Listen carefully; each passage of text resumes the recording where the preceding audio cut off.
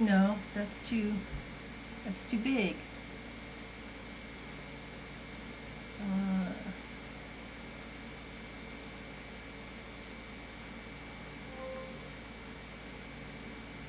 That's too little. Yeah, crashed my OBS. Thanks. Sorry about that. There we go. Now it should be okay. All right. All right, so I'm going to start off with watercoloring today, and I'm taking my cue from you and Desert Dragon's Lover, You Barely. And I'm going to do, unless my friend High Desert Hillbilly comes in, I want to do more on this actually, because I did this was my first one, and I really liked how it came out, but it was too light colored, so then I decided to take a second pass at it and make it darker, but now I don't like it as much because it's all just like really defined areas of color, and before they were all mixed in together more. So I brought some things to experiment, because you know what, Desert Dragon's Lover, I took her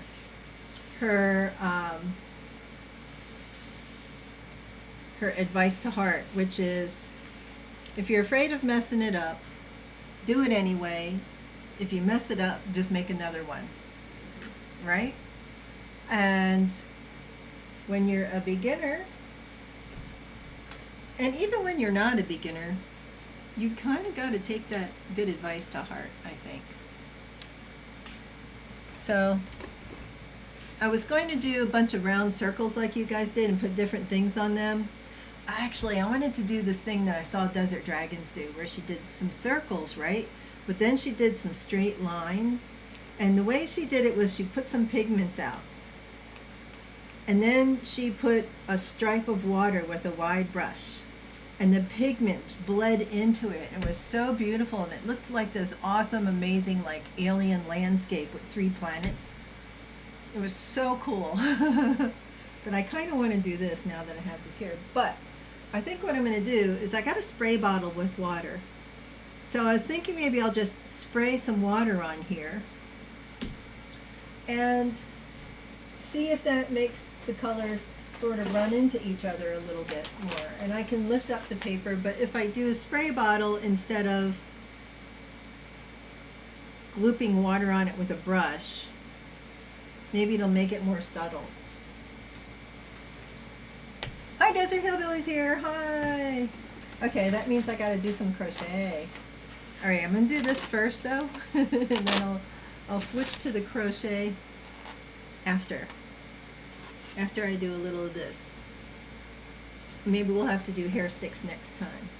So I'm going to just, let me make sure the spray bottle's working. I just bought it.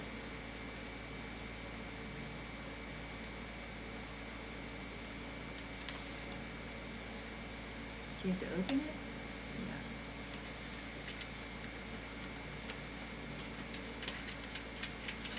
Yeah. Okay, there we go. Thanks, High Desert Hillbilly. So I've been commissioned by High Desert Hillbilly to make a crochet cactus thing for a friend of hers. So I'm just, ooh, it's so pretty. And I'm trying not to get my spaceship messed up, because that's what that looked like, and I don't want it to. So I don't know if that's enough to make the colors run together. I already see it doing it a little bit. I'm just kind of moving it around.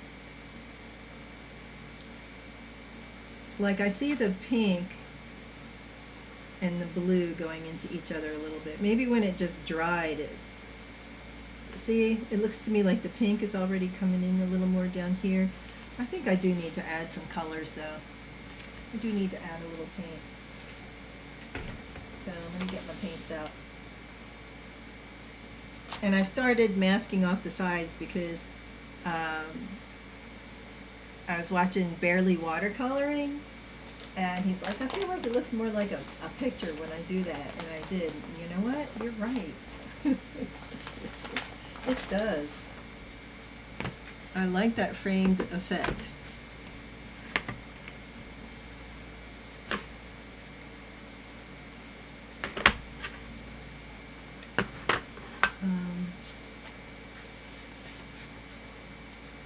Turn my clock off before I forget.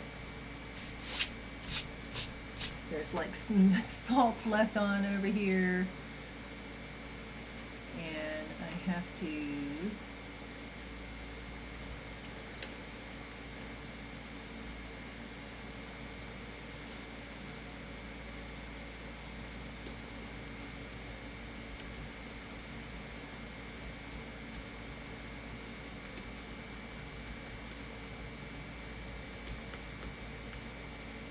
spray mist may end up being more even. I learned that even doing a wash brush over previously dried paint can lift it. Yeah. I was going to ask, did you ever sketch out the spaceship to try to get it as close to what it looked like as possible?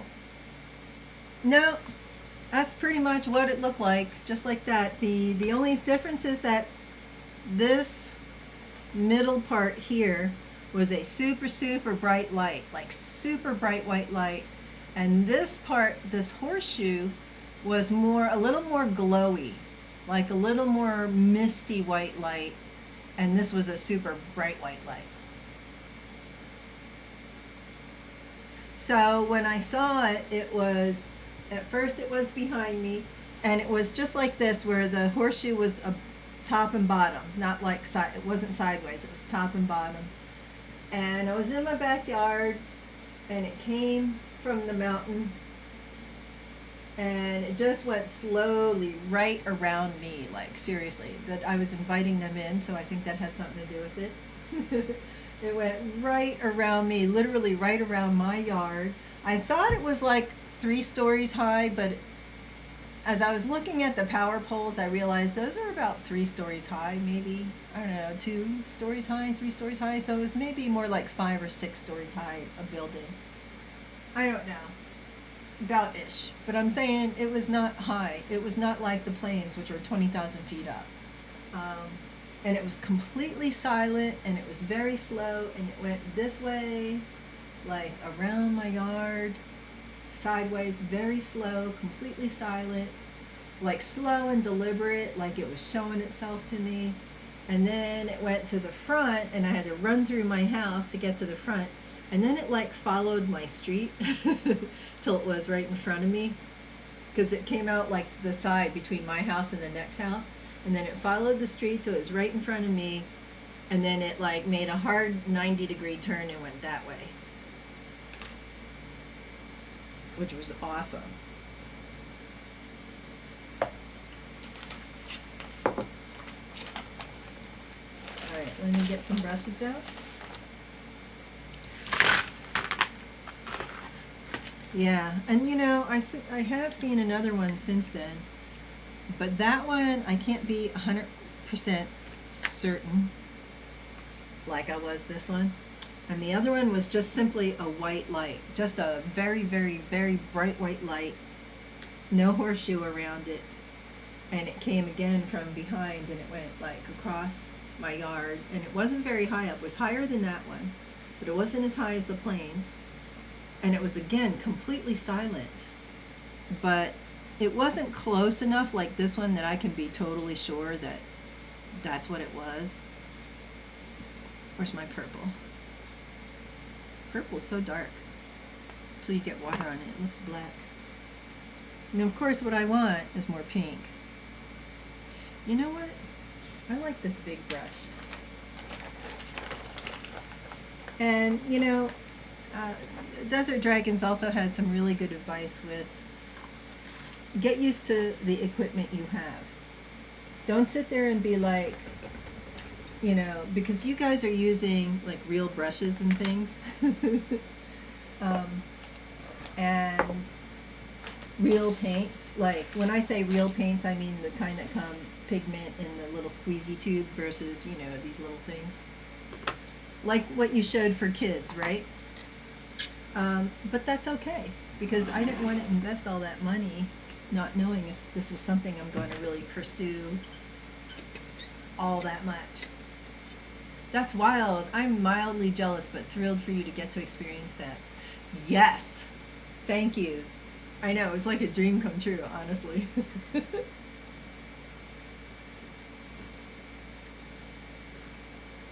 I mean, I distinctly remember when I was like 12, my favorite song was Children of the Sun.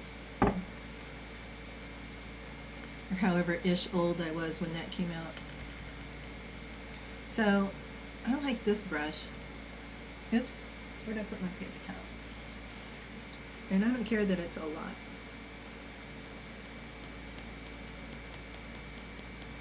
And of course, you know, I'm adding more pink. If Jan was here, she'd be like, of course. She'd be putting on her judgy cleric thing. Because I love pink. I love pink.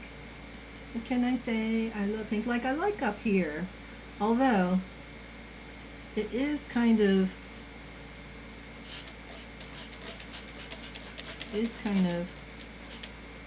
like defined edges a little more than I want right there. So all I did was just spray some water. Now I'm just kind of patting it with my brush. That might have done it. I mean, it didn't need a lot. It just needed something.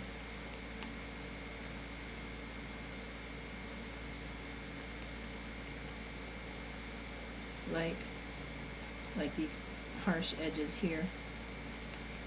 Oh my god, it's so fucking hot. I'm dying. Which is why I gotta do hair sticks. Can't find any of my pretty hair sticks. I have the most beautiful hair sticks that another very creative friend of mine made for me. And they have gems on them, and they're so pretty. They look like little birds. I think she called them angels. I called them little birds.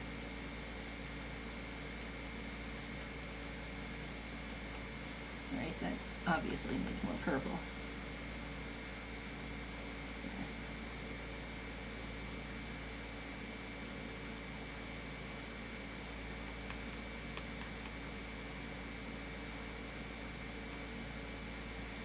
And now I kind of want to do the white stars. So would this be where I put salt on it? I think so. Clean off this brush. And it's really cloudy today. It might be too humid to put the swamp cooler on. So I'm just kind of suffering with the fan. It's going to be 87 degrees, but at least it will be cloudy, thank God. Alright, let's put a little salt on here. It's been a couple minutes since I wet it, so this should be the right timing-ish, I think. I think what I've done with the salt before was I just would like put it on right away. And then all it did was just suck up all the color. And then I watched you, and I watched Desert Dragon's Lover, and she did the whole thing with, you know, this is what it looks like at 30 seconds, and if you wait a minute, and this is what it looks like with more. So it's been a couple minutes. This might be, I don't know, this might work, this might not. We'll find out. I want white streaks, and if it doesn't, then I'll just flick some white on there. Which I should probably just do anyway, right?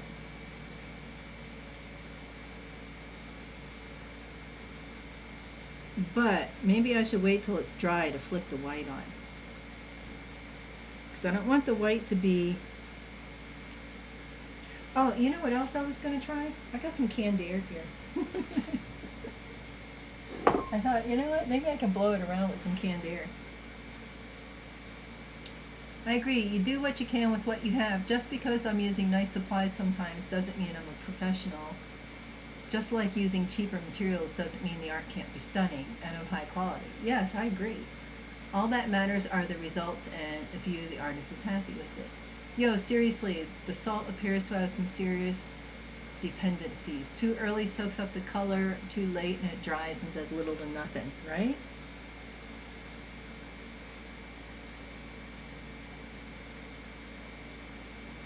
And with this lighting, it's kind of hard to tell, but I thought, you know what? What if I put some canned air and sort of move the colors around that way a little bit? That would be kind of cool. Ooh, yeah, look at that. That makes it look nebulous-y. Ooh, I like that. Ooh, too much. I scared myself. You know what? I need some pink, some more pink for that. I'm gonna put my brush. Where did I put the brush?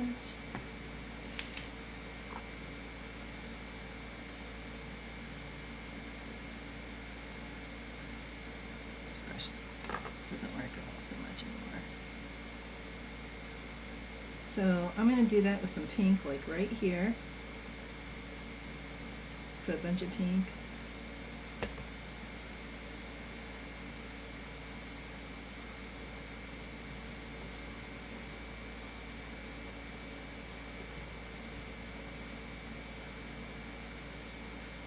Now I'm going to blow the pink around. Ooh, that looks really cool. Look at that. That looks very cool. Ooh, get out of my white. That's my white area. Get out. Oh, uh-oh. Oh, that's interesting. Did you see that? Because it's canned air, it's got cold crap in it. It did something weird when I did it too hard. But this allows me to move the water around too when it's pooling. Because look how warped this paper gets. That drives me crazy. So it's making this sort of white spot right there. Oh, that's very interesting. Look what's happening. That's actually super cool. I'm going to do that in here in the white. Maybe I can do that on the spaceship. You kind of have to do it kind of hard. I don't know if you can see what's happening, but it's sort of freezing it, making it do weird things. Yeah, look at what happened here. I like that.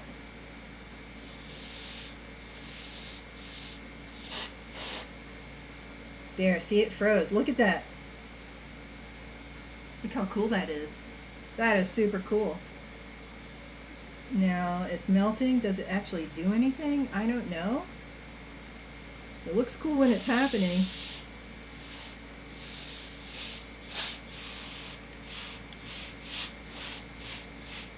Are you supposed to shake this? Never shake or tilt. Well, too late. It's tilted. I mean, how am I supposed to use it without tilting it? Really? So it's blowing the salt around a little too. Okay, I think if I can blow it this way now a little. So what I want is the pink and the blue a little more. That's interesting. That's very interesting.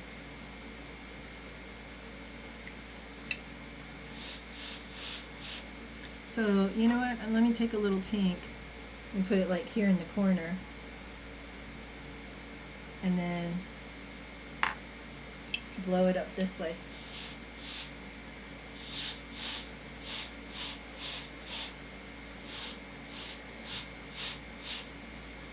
Oh, that's kind of cool. Oops, stay away from my spaceship. You cannot have this in the spaceship. Now, what happens if I put salt in the place where I froze it?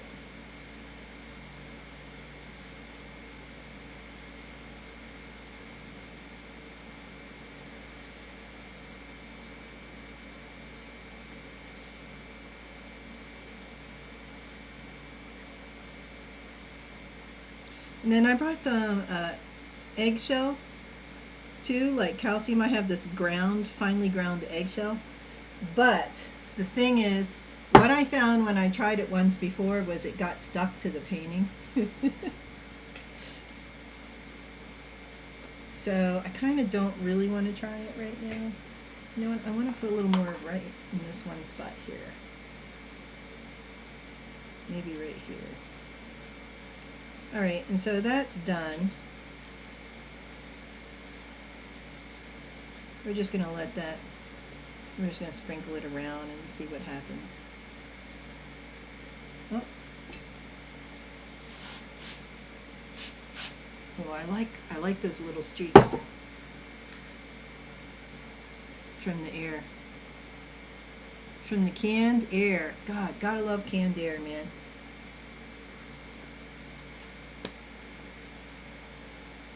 The freezing really adds a cool effect. No, I think it just lets some of the materials inside out instead of just air. I don't know how safe those chemicals are, but we've all smelled canned air from movies. Yeah, it's, what do they call that stuff that makes it cold? I forget. Propellant. Whatever the propellant is. But you know what? I've got a fan going on. I've got 2 fans going in here, so I'm not going to worry about it. It's canned air. All right. I'm going to put this aside.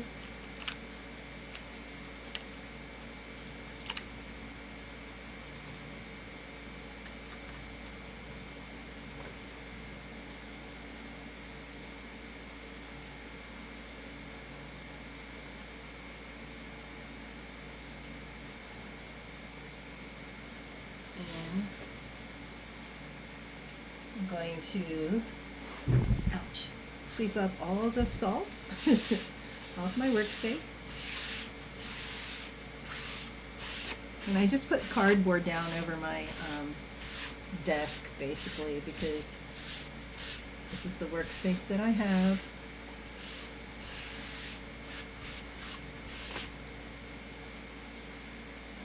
Trash. Okay, now let me get a new sheet of paper. And I wanted to try different paper this time. Oh, you know what? I left it out there. I wanted to try something over here.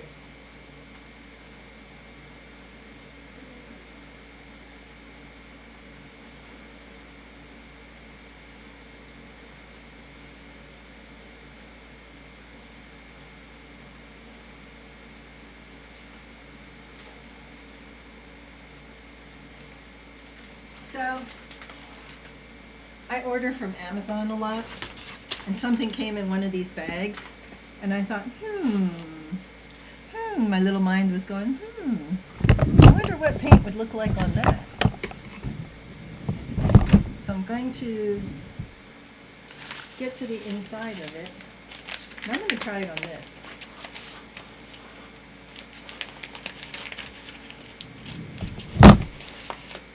As my light falls over.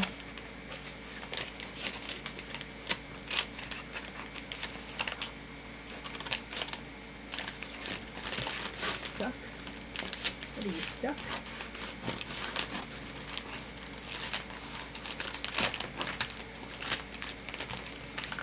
Actually, I don't want it to be that big anyway, so. I have got to get another Band-Aid, man. I don't know what I did to my thumb, but I got a couple little sore spots on my thumb. It's like something bit me. But I've been out gardening, so I might have like stuck myself on God knows what, because I live in the desert and fucking everything has thorns. I'm gonna go get a Band-Aid though. I'll be right back.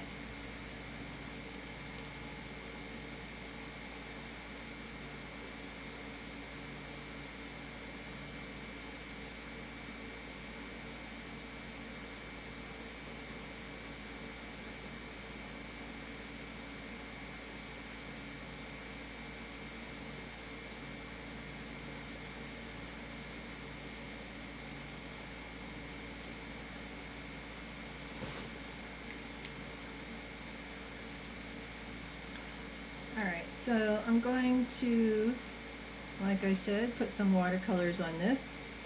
And it'll be interesting because it's not white, it's this brown. It's Amazon bag brown. And I just kind of want to see if that soaks up the water, if it soaks up the color. I want to see what it comes out like. I'm curious. And I'm playing. And I'm going to do the, you know what? I'm going to try that space scene. And I have to figure out how to make it work with the stuff, the materials that I have, versus, because I don't have like pigment that I can lay out on the paper.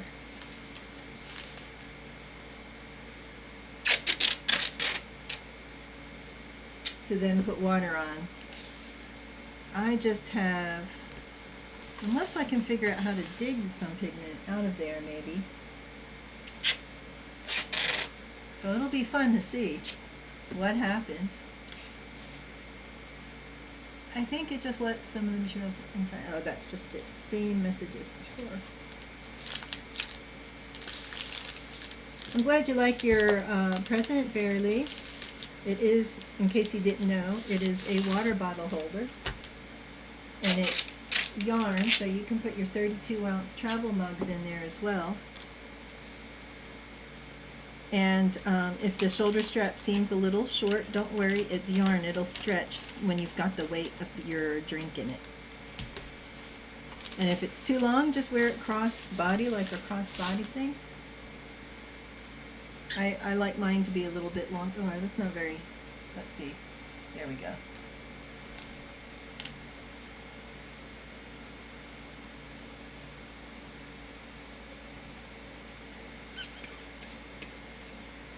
This will be really neat. Watercoloring brought to you by Amazon Fulfillment, right?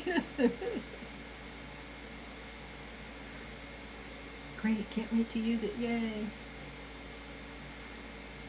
And you know, for Desert Dragon's lover's birthday, I made her a little phone purse. Big enough to carry both her phones, because she's got two of them she carries around. Out of that same yarn, and a different accent yarn. Because again, it just reminded me so much of your guys' colors. Alright, so what I'm going to do here is, let's take this, let's see if I can scrape some of this out. This is going to be an interesting experiment. So I'm going to scrape some of this dry. Ooh, it's pretty. Look at that.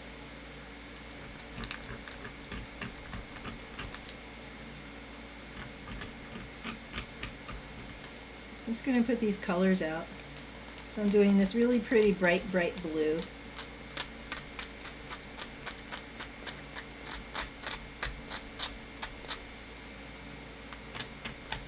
And by the way, thank you lurkers, anybody who's lurking, I appreciate you. I do have a couple fun little macros on there. You can do !lurk in the chat if you want to let me know that you're here. You don't have to, that's just, you know, some people like to. And you'll get like a nice little appreciation message. And then I've got an ! roll, R-O-L-E, that just tells what you are. But it keeps coming up the same one, even though I've got like 10 different things in it. It comes up with the same 2 or 3 every time, which is kind of annoying. It says it would be random, but it's... Ooh, that's pretty. Alright, what other color? I want some chartreuse green in there too. Ooh, the chartreuse green is coming out easy. Ooh, this is going to be pretty.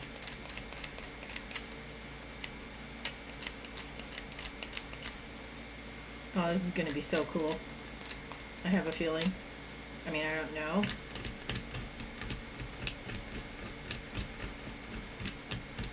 But you know what? Playing. Playing is fun.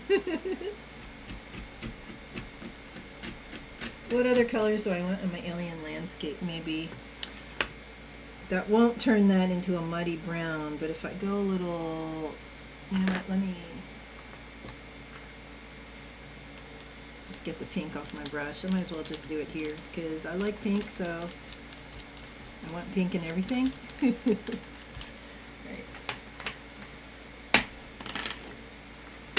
Clean my brush.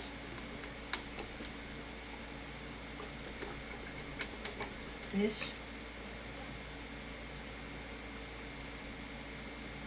Okay. Red-ish. Sort of a more of a magenta than a bright red. Or do I want the bright red? Well, let's just do a little of both. Let's put some in here. This red is soft. I'm putting it in this area that got a little wet already. Oh, this is great. I don't have to try hard with this one at all. Okay, let's, is that going to be enough, I wonder? How about some orange? Let's do some orange. Let's just do some yellow. Because the red, if it goes into the yellow, ooh, that's hard. What about this yellow? This yellow is softer. I guess it's because I had water in this one more recently. It's very interesting.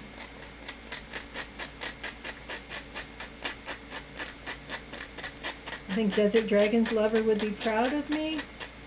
I know she's busy today, so I don't know if she's here today, but she might be able to stream today around 1:30, you guys. So if you're into the watercolor painting, I mean, the whole reason I'm doing this stuff is because I've been inspired and encouraged enough by Barely Watercoloring and Desert Dragon's Lover to try all this crap. Oh, she is here. Desert Dragon's Lover is the party's insufferable but indispensable bard. Ooh, good one. And lurking. Use the phone holder all the time. Oh, yay! I'm so glad.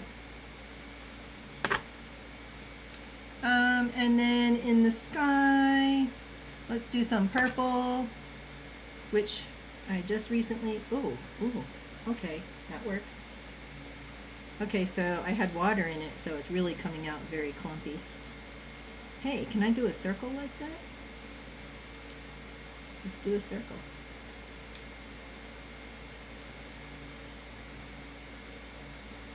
With the clump, circle-ish shape. Circle-y shape. We're gonna just kind of see how that comes out. And what I'm gonna do, I think, is I'm gonna spray bottle down here, but I will maybe brush up here in the circle because I like how it came out when she did that.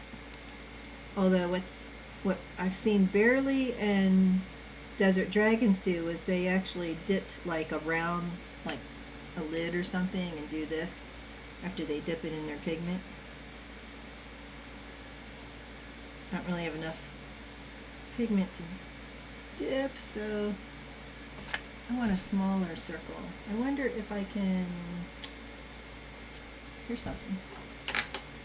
What if I just do this?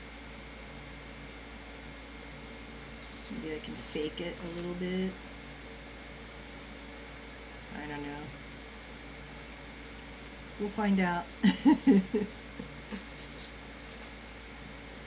In any case, it's going to come out interesting no matter what happens, I'm pretty sure. It's just going to be a matter of, will it actually show up on this brown Amazon paper, I think, more than anything else. All right, I have a feeling this is just going to all fall off.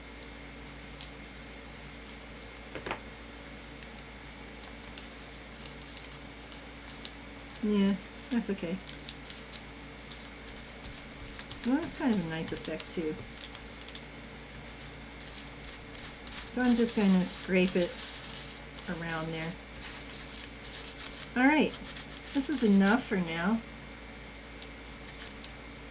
I'm going to get the paint off this. guess it doesn't matter. Alright, spray bottle time. Now what Desert Dragons did, she had her pigment, but the pigment was wet, right? It wasn't just dry powder. So when she scraped it along with her wide paintbrush with just water this way, along the edge, she just had a line of pigment. And she did it along the edge, and the line of pigment went up into the water, and it came out so cool. But I just have little powder spurts. So, ooh, look at that. All right, that's probably enough. Now, give me a purple brush. Let's wet it. And we'll do this, and fill it out.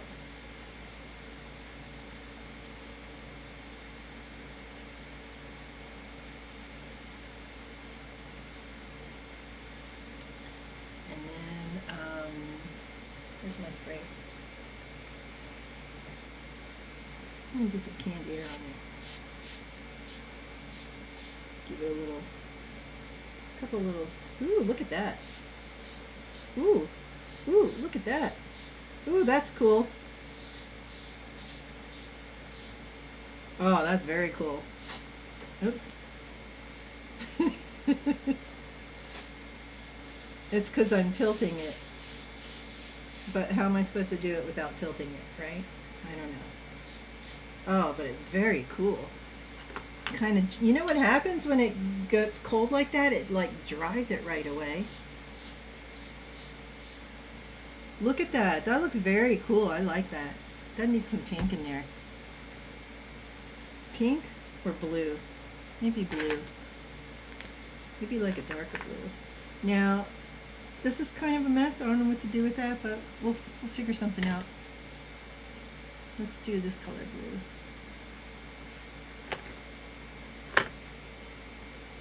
Let's just put some, that's on the area where it froze.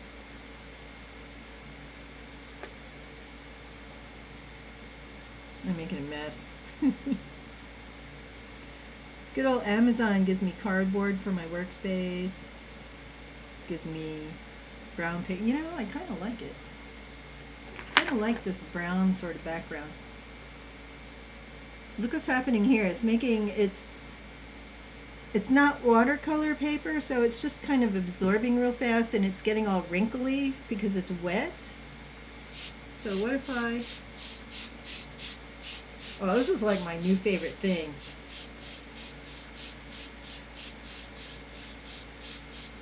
My new favorite use for canned air.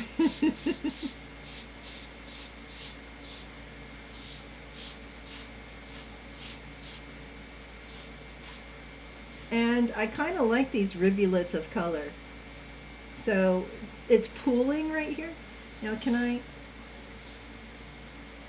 going to shake it.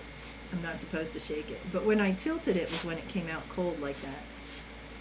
So what happens if I cold air the rivulets of color? As long as it doesn't explode on me. But if it does, you guys are watching, call, 911.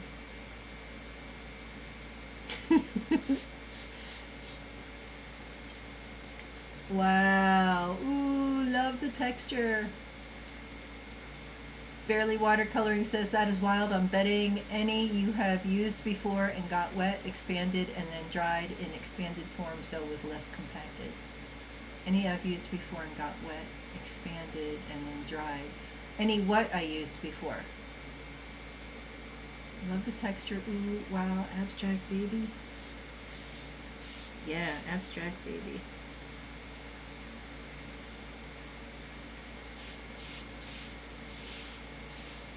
Alright, let's tilt it. What you're not supposed to do. I'm just putting God knows what chemical on there. Ooh, that's so very interesting. Now, I still have like all these little speckles. Oh, you know what? We should put some salt on this, where I froze it. Just to see what that comes out like.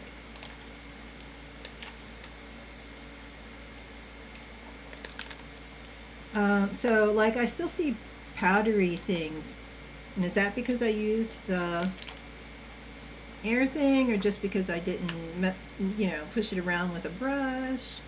I don't know. But here's the part I froze. I'm going to put the salt kind of along there. I'm going for alien landscape.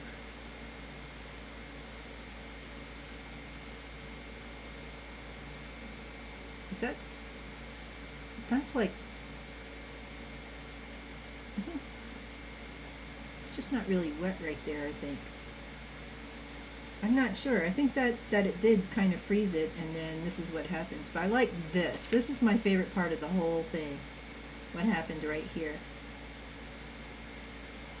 Let's do that again. Somewhere else. What color? And how? I think just with a brush and blue.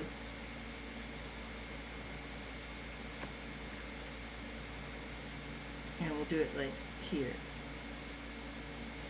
And we'll see if that works. I love this color blue. This is a sort of cobalt blue. Very bright, so pretty.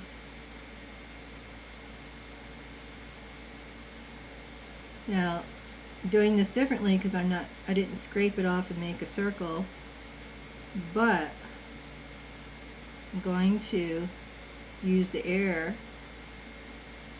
the canned air, to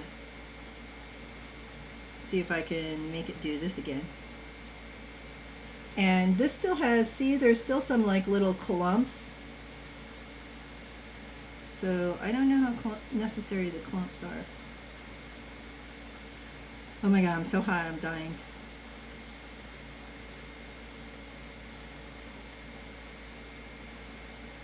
The hot flash season. Anytime the seasons start changing, the body's like, am I supposed to be hot? Am I supposed to be cold? What am I supposed to be doing?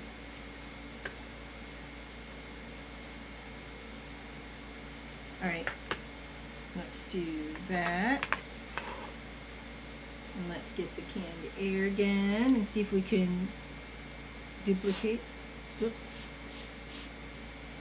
Didn't mean to do that. I think I need way more paint for that to work.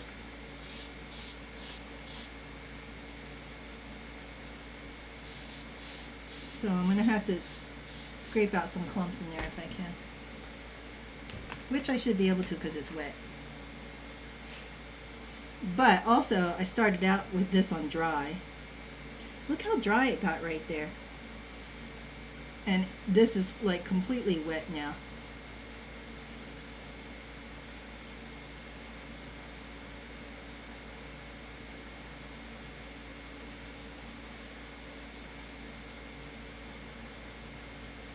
Who'd have thought that when I started ordering crap from Amazon, that this would be like what I ended up doing.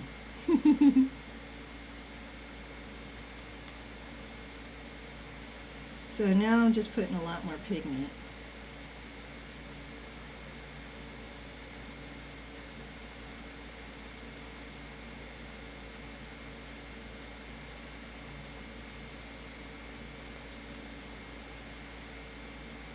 And I wonder when it dries, it's so wet right now, if it'll lighten up. That's my biggest thing, because see how light it is here and how good the color shows, and then over here it's so very muddy, but it's completely soaked.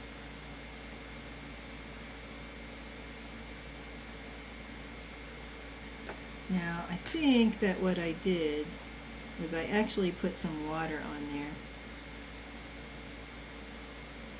But there's actually a lot of water in here already, so I'm not going to add any more water. I'm just going to go straight to the canned air. Oh yeah, there we go.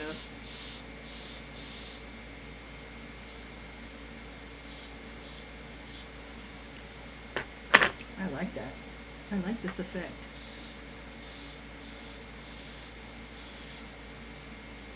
Needs a little water. We're going to use this muddy brown water. there. Too much. And it's got this rivulet there, so it's kind of, but see, it did it right there. I like that. Do it again, do it again. Oops. And it did it there and there. Interesting. Looks like a little coronavirus.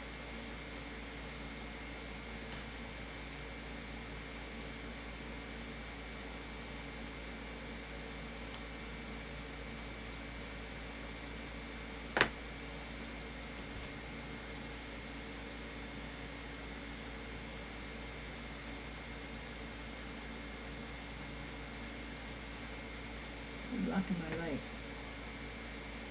Now, I wonder if this will do anything. I think that's not wet enough to do it anymore. Ooh. Ooh. Oh, that's so cool.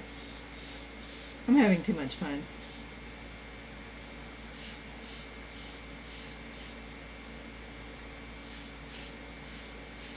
Look at that. That is so freaking cool. I like that. Look at this. That is so cool. I love it. The paint pucks. I figure they compact them down in manufacturing, then once you use them, that start expanding like a sponge. Yeah. Hi, GM. How's it going?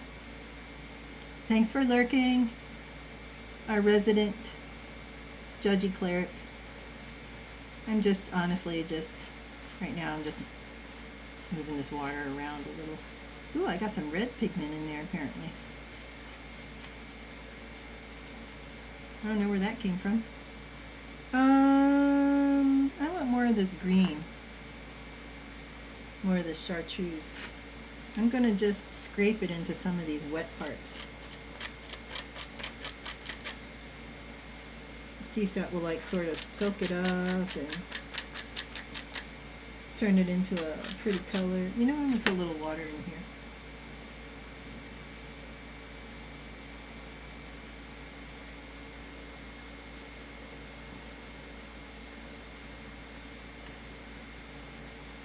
It's very light.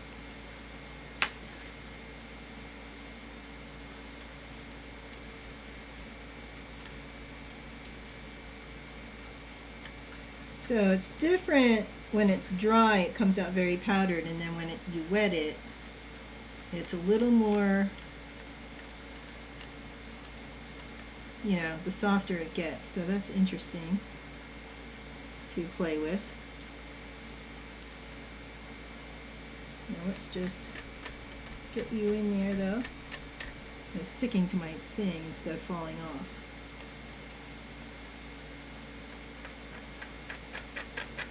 Kind of like the powder effect. Wishing I didn't put water in there now because it's just sticking to my brush. Alright, ooh, this will be cool. Ooh, this will be cool.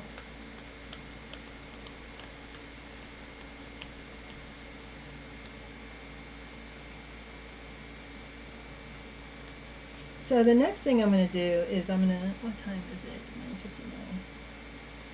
We've got no writing today. So I've got a full 3 hours to just play.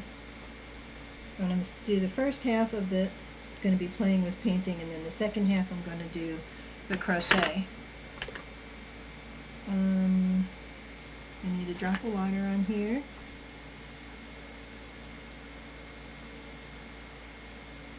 One more right there. And then I'm going to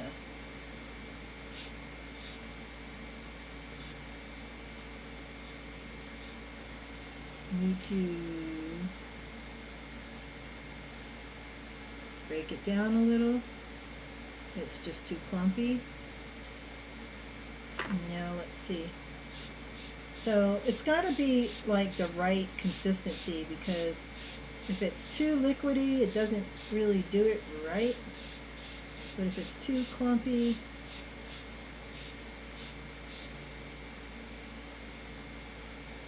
It just lays there in a clump. And somehow the purple came out just exactly right. But also, I think it's because this is dry and this is wet. So instead of it soaking in this interesting thing, it's just blending in, which is fine.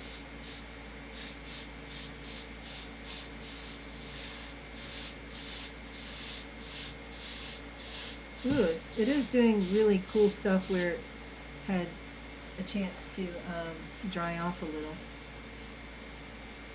This is too wet. Just going to get a little of this water off.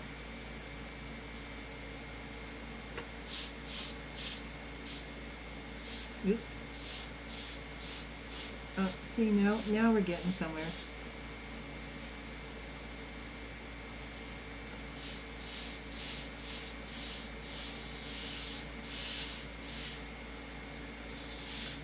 This is like my new favorite thing.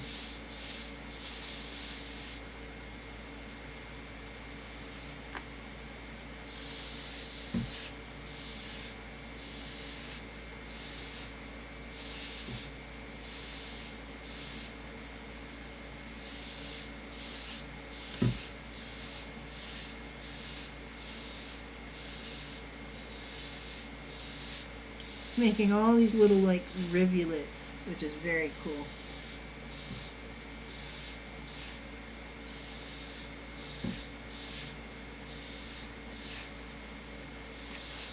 Down here it's just too wet. I sprayed it with too much water. But now where it was clumpy and it's had time to soak in a little bit, it's doing it. Oh, that's cool. Who needs brushes when you have canned air, man?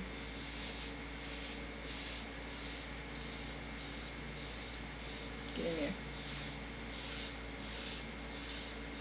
And also, this color is a little light for this dark background paper, but I like it. I like the spikies. The red makes good spikies. I want to put some orange in there.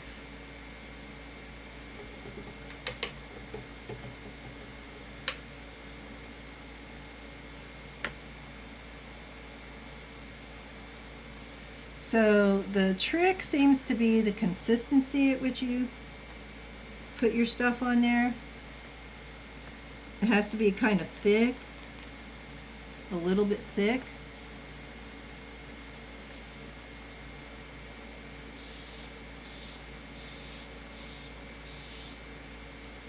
I like this. This is fun. So anybody who's just joining in, thank you. Thank you for your lurking and checking it out. And what I'm doing is just playing, basically, seeing what happens if I do this. And this is a piece of Amazon packaging that I was like, ooh, I wonder how watercolors would come out on that. Because it's really absorbent. And with the brown texture and everything, I just kind of wanted to see. And then I thought, oh, what if I play with the canned air? So, you know, it just goes to show you, like, if you watch Desert Dragons or Barely Watercoloring, they make like scenes and things that are really amazing. Like Desert Dragons has been working on a quail family that's just really beautiful, and Barely Watercoloring does these amazing like space nebulas and stuff. And I'm not there yet. This is literally like within the first 5 things I've tried, maybe 6. I've done less than 10. I'm just still playing and just seeing what it is, but I'm really liking how it's coming out. I like this bottom part because it's starting to remind me of, oh shit, you know those like crystal gardens you grow? When you're a kid, you get the little crystal garden kit, or the kid at heart. Those are so cool. I love those. Let's put some orange in there because that green's just not showing up so well. And this is reminding me of some of those formations. Now, I kind of want these colors to do more, and I'm just putting some water on because there are still some little clumps of color. So I do see it is coming up, but it's getting stuck in these little rivers here. It's getting cold. It's going to start freezing it again.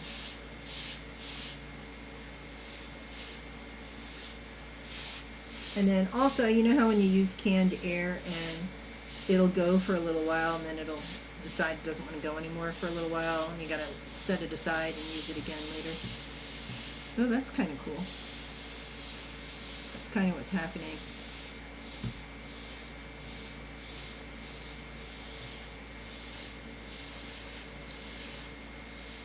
Tell me if you guys have a hard time hearing me, because I'm noticing that I'm starting to mumble a little bit because I'm just like concentrating on what I'm doing.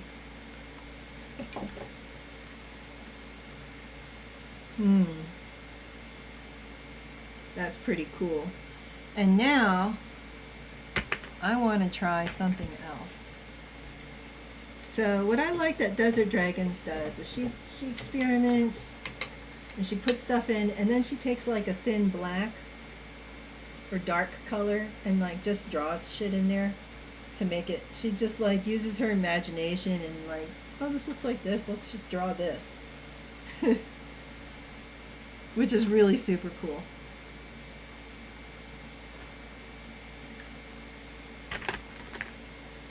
It's got a little pigment on it. Let's get that off. And I want to try that. I'll use this dark blue and this black. And I'm going to not really wet it, other than what's already on this brush. What should I draw on there? That is the question. Of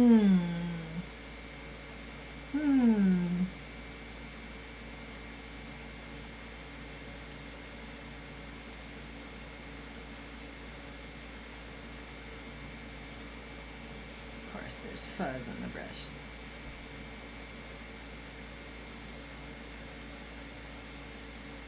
What if I just sort of outline it?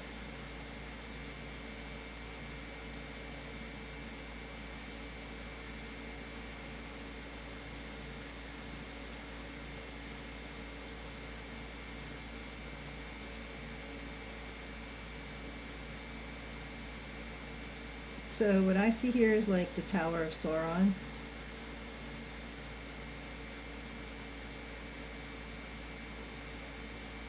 I'm going to make some little tentacle thingies coming out of it at the top. Because why not? It's a space flower.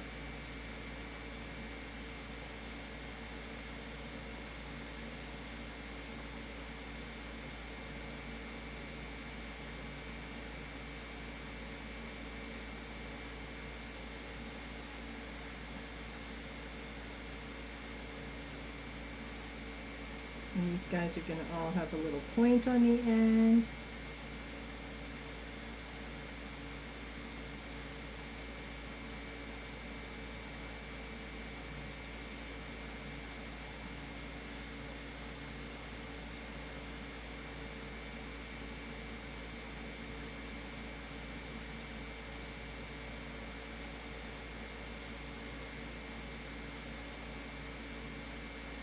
Do I like it?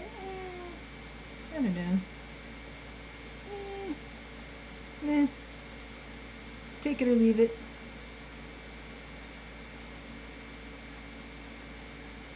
I already started doing it though, so I'm going to do it to some of the other ones too.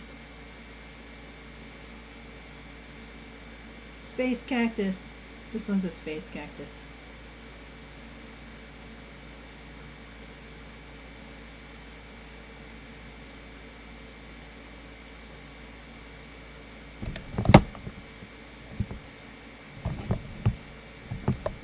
lighting.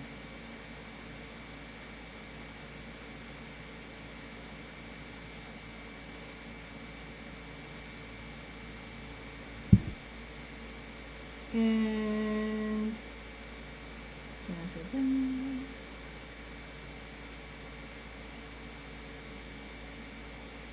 Just kind of do some outlines where I just see shapes. Doesn't need to be anything really. It's kind of like when Barely did his coffee stain and then just did outlines around it, just for fun. This one's a little closer up so the outlines are thicker.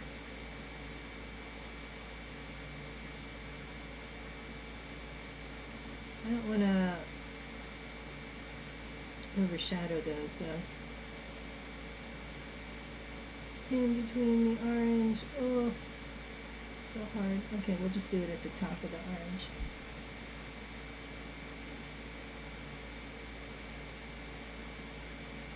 Space cactus.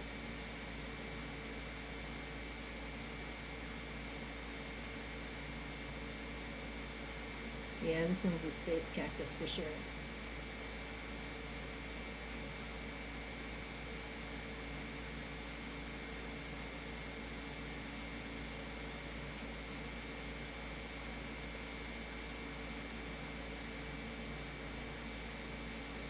That looks kind of cool. That one's further in the distance. So we'll do like where the orange goes to the red here. We'll make, I'm seeing like little rock shapes, sort of.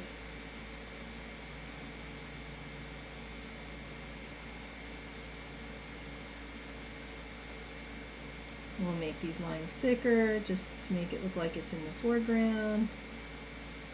I don't know how to do rocks. I'm gonna have to watch Desert Dragon's Lover to see how she does it.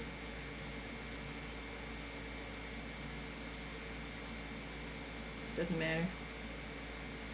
There. I know what it is. Maybe I'll use some blue. Here's my blue one. Maybe I'll just use some blue right there. Bright blue. A little bit of water. Not too much. We'll put some blue in there.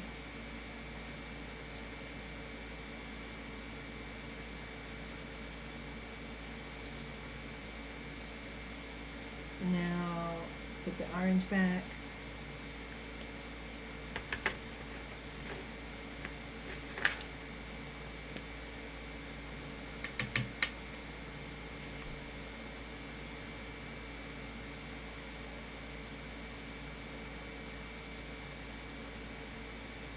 Put some orange back, put some orange back.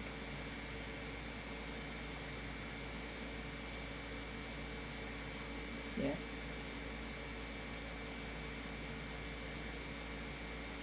I think that worked.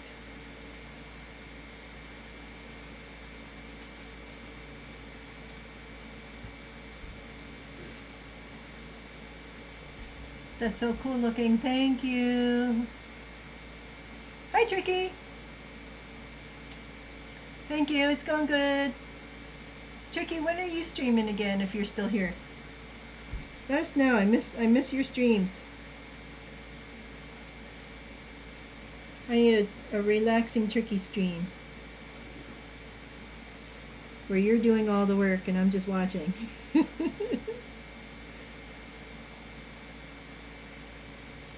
little sort of brownish orange Sierra.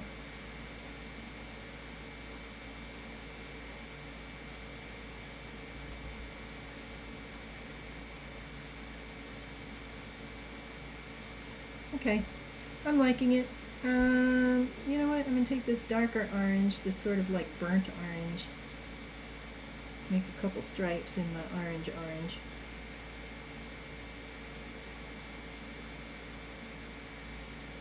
This is the first time I've done an actual real sort of picture where I'm like painting it like this.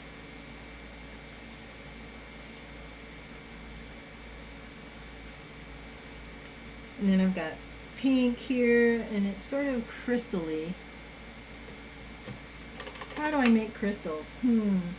Oh, you know what? I was going to put that barely in your suggestion box. I'd love to see you do a crystal because I want to see how to do crystals. Maybe a little different color, pinky pink, mixed with pinky pink. Highlights.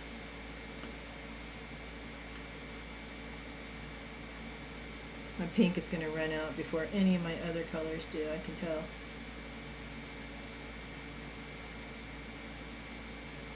Okay, so, and then a little bit darker, like maybe in these spaces, and then I'm going to need some white for the highlights. Make it look like crystals.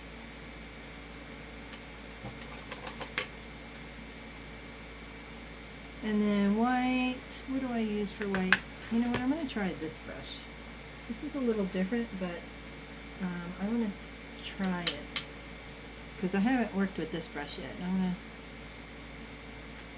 see if I can do a sort of nice thin line with this brush. Not since my acrylic days, which was, you know, a couple decades ago. I haven't, well, that is not.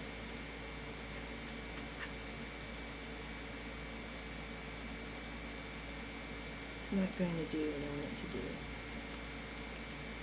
I think. More water, is that what I need?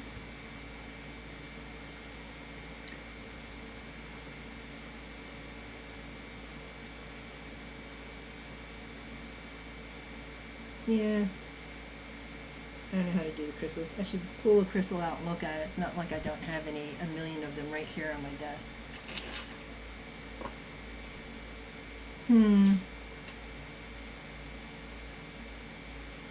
It's got these clear spots and then these white spots. This would be really pretty to do on white paper. How would I make it if it was pink? This would be really light pink and this would be white. And it's not in stripes, it's just in little clumps. First of all, I shouldn't use this brush because I don't know. So like, just sort of like this, smoky little clumps. I don't know how to define the edges. They're growing out of the ground here. It doesn't look like crystals.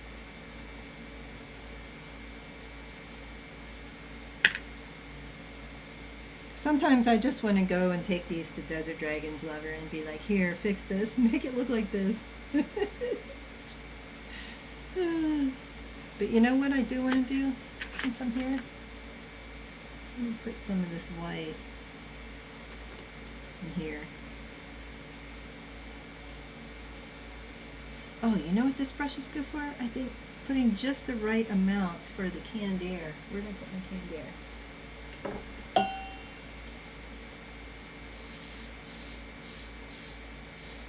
Oh, yeah.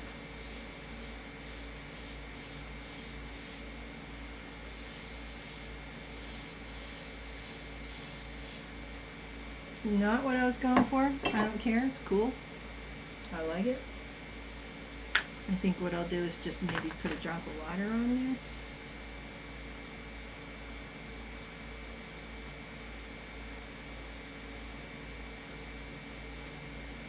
That brush, okay, this brush is good for putting the right amount of paint to make it gloppy like that.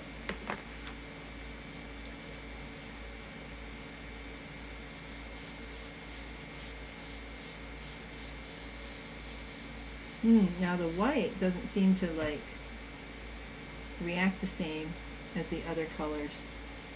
Or maybe it's just because I put canned air on it and dried it. Who knows? I don't know. But I'm going to try this now with this brush to put these colors here that I wanted to see more of that effect with. What time is it? 10:20. Okay. I'm going to do this for 10 more minutes. Then I'm going to switch to crochet.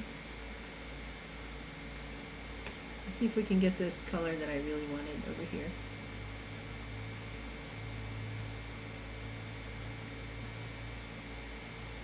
to do.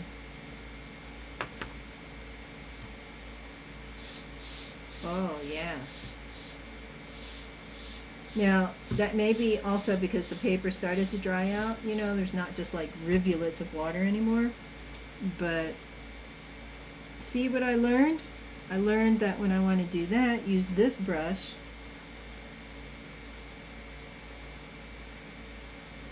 to put the paint down in sort of the right amount to get the effect I want with the air can.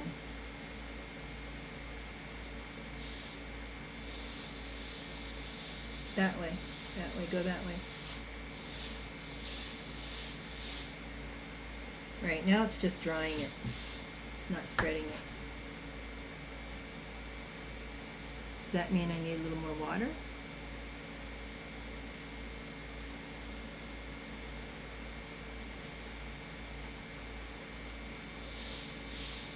Yeah, green crystals growing behind the red ones. Teensy bit more water.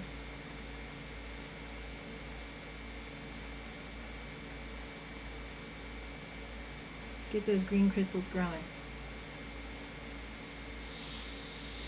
There we go. Oh, that looks so cool. I dig it. One more right there.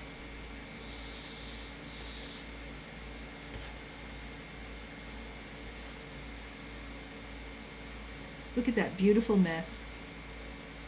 That's what it is, really. It's just a beautiful mess. Alright. Now I can fix that. Now that I know to use this brush and wait till the paper's a little drier. Get the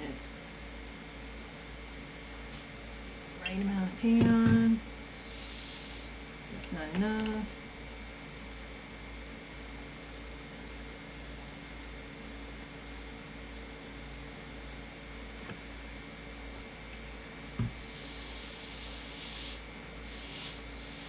And I think I need some new canned air. There we go.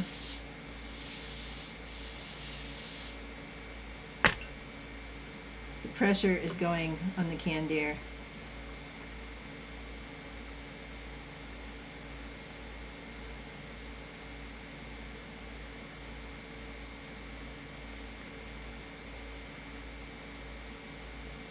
I like it. I like it a lot. That's all that matters. And that's the thing, you know.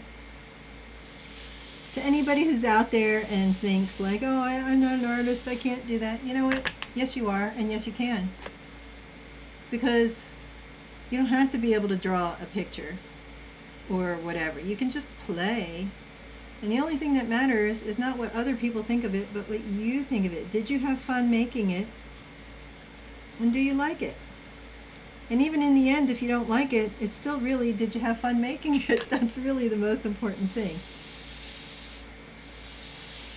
And that, all right, this is not working anymore, I think is what is most important in this whole process. I added a little more water. There we go. There it goes. It just needed a little more water. Oops, that's too much. I want this part right here. Oh, that's not what I wanted, but I'll make it work.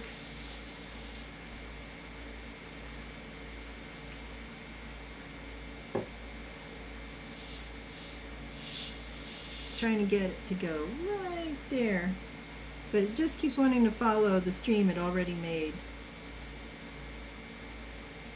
That's okay. I'm going to do a little more going that way. The can's getting really cold now, holding it, because you're technically not supposed to tilt it, but you know, I can't get it where I want it to go without tilting it, so I'm tilting it. Oh yeah, look at how pretty that is. Oh, I love that. Oh, it's so pretty. That is so cool. I feel like it needs something right there, but I don't know what. And I don't like what happened here, so I'm going to cover that up again.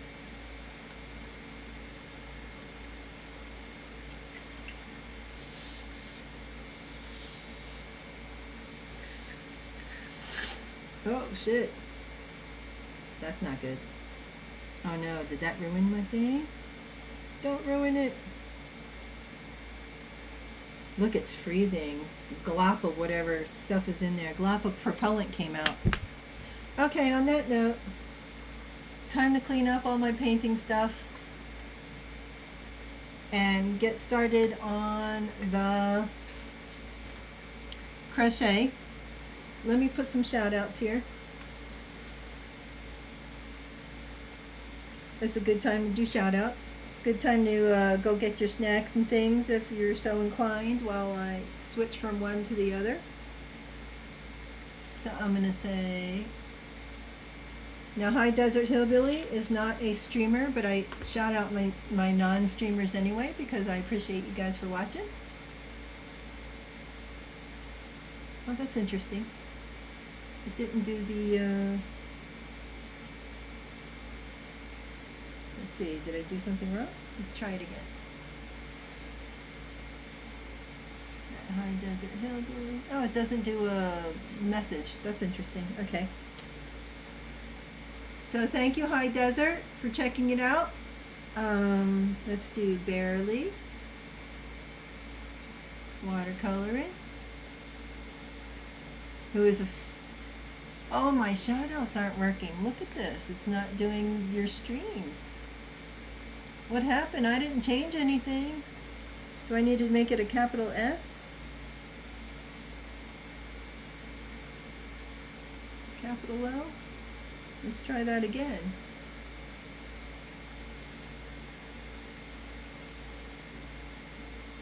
Oh, alright, well, sorry you guys. Apparently something's going on here with the shout outs.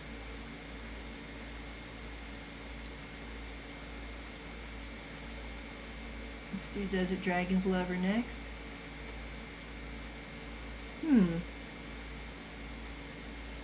Let's try no space this time. No, it doesn't work that way.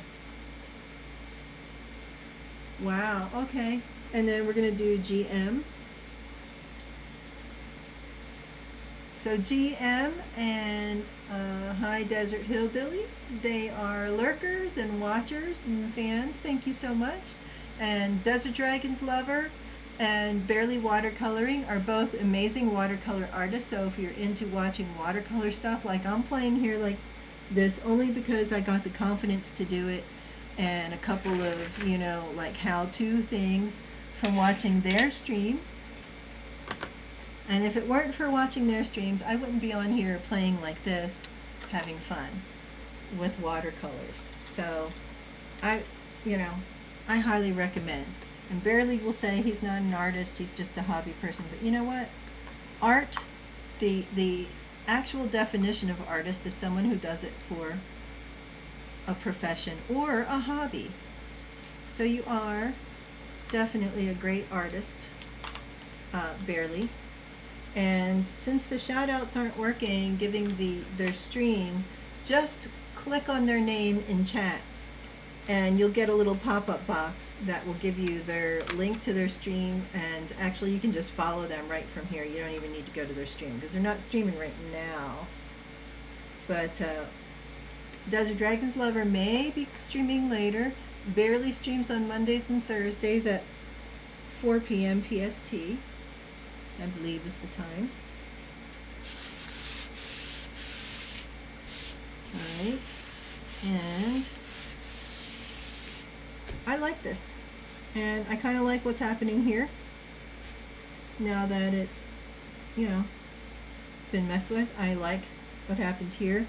If I had more time and you see, and that's the thing with the watercoloring. I like, my interest lasts so long and then I'm like, I don't feel like doing it anymore.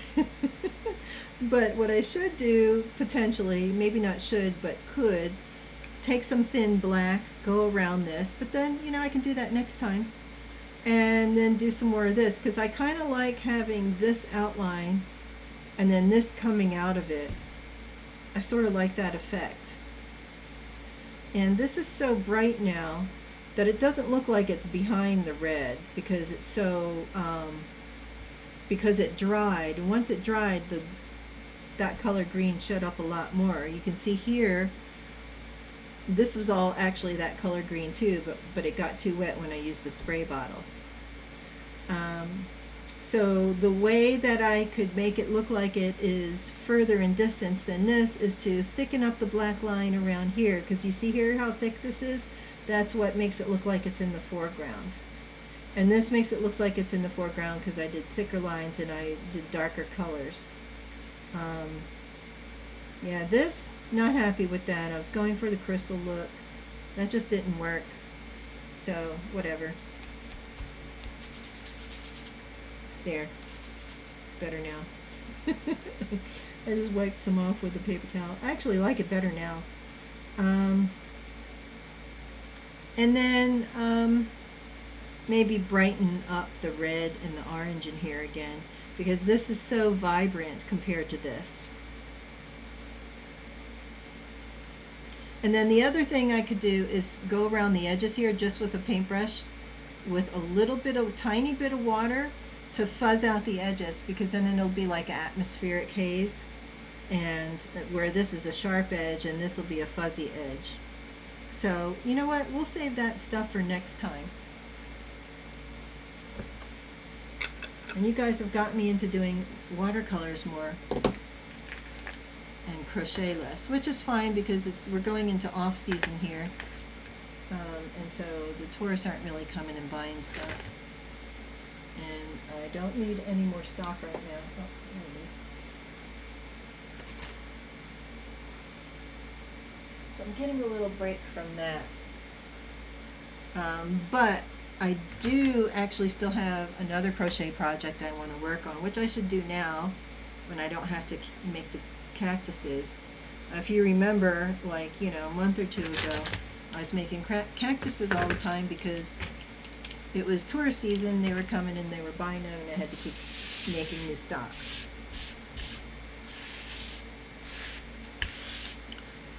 I need a couple water bottle holders in stock because I have some potential customers that I might be seeing in a week or two.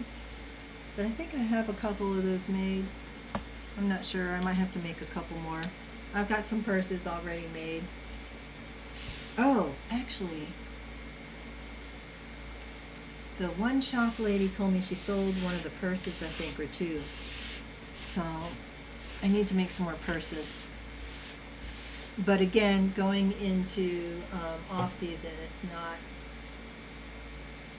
like I gotta do that right now.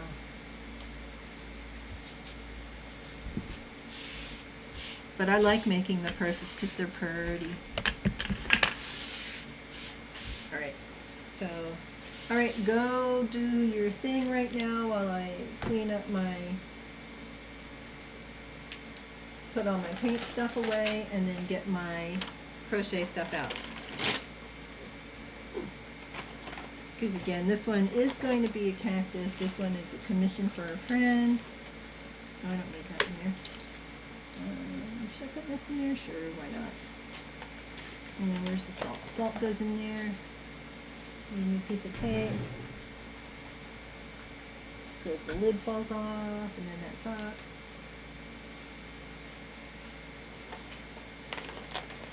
And this goes in there. And I think that's, what does this lid go to? This is the water, which I have to go clean out later. I don't need to do that right now. This is my coffee, which I do need to drink right now.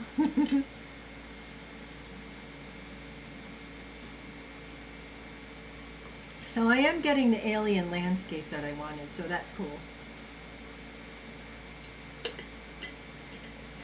It'll be interesting to see what this looks like out in like natural light, which is more like this. Ooh, actually the colors show up better. My lighting in here is not the best. Ooh, I like it. I do like it. I have to admit, I like it. I'd like to put a little more of these things in here over on this side. I need to work on this side a little more. I want to put more of this color here, make it more apparent going up, the magenta and the orange, and then this color behind it. I do like that. Or maybe I'll do this color in the front, like some little ones along here, because it is so vibrant. And I'll make the orange ones be further back.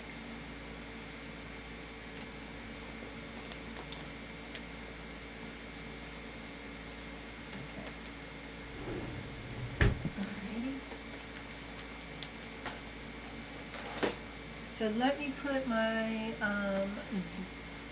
back soon. And let me get the timer going.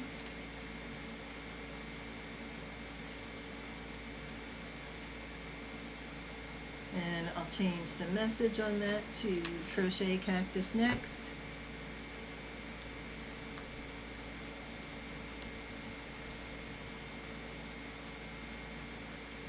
Go get your coffee. Okay, and then we'll give me, let's just do, say, 10 minutes. Probably won't take that long, but let's just do that anyway. GM, the green reminds me of a seahorse I've seen at Monterey. Ooh, cool. Ooh, that's cool. I love Monterey Bay Aquarium, man. That place is awesome. I love Monterey Bay, man. I could live there happily.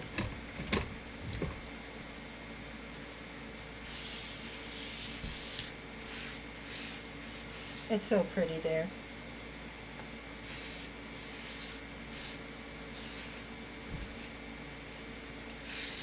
And still has that nice small town flavor that I like, you know?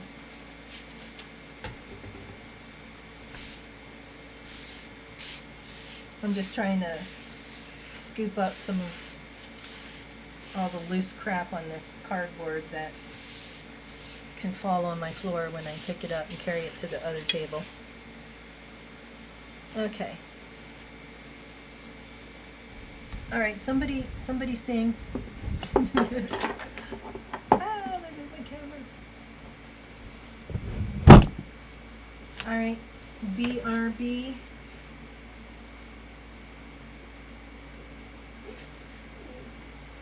Hi, darling. Let's put this up here. Let's take this one outside and dump the salt off it.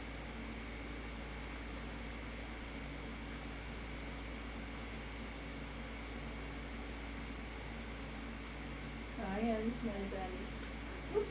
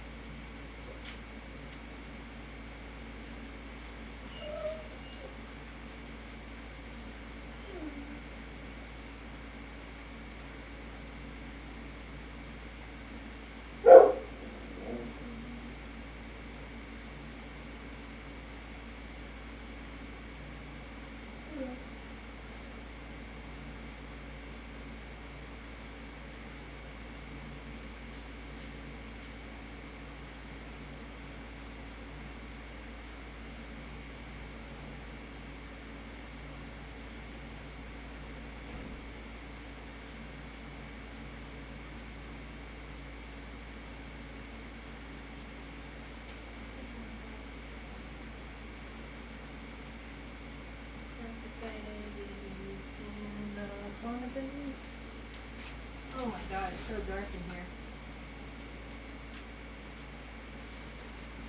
I went outside for a minute. Now it's like super dark in here.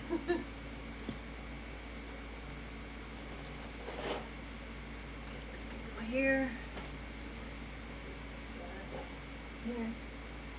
Alright, I'm coming back.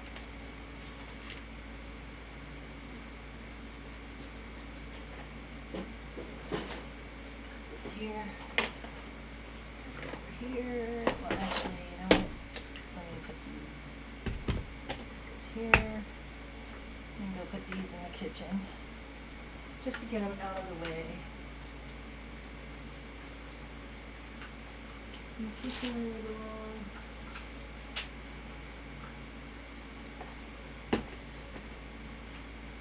So I have more space.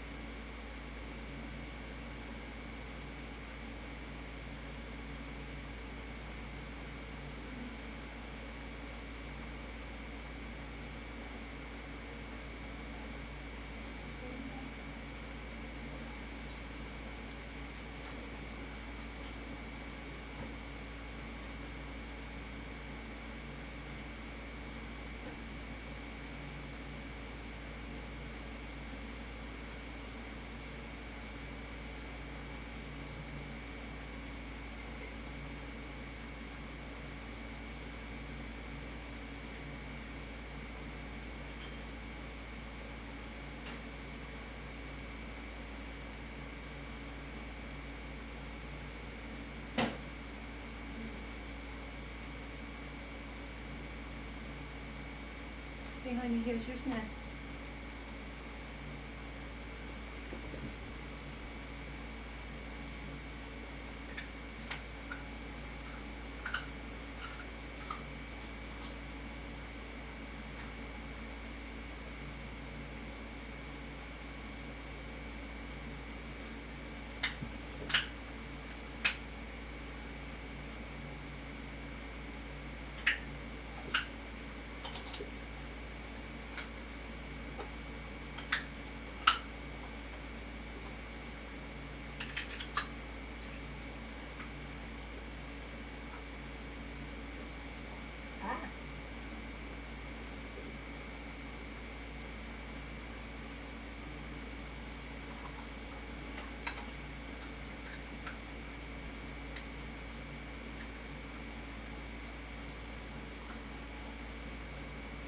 Okay. No more snacks. That's it, honey.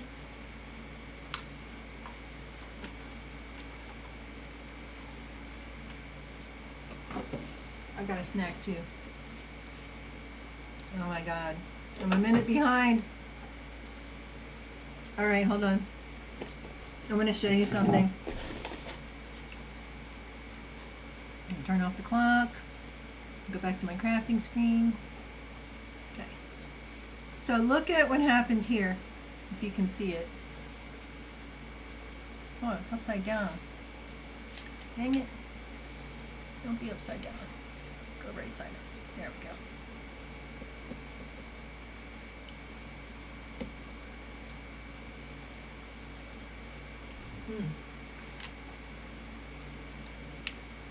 Excuse me.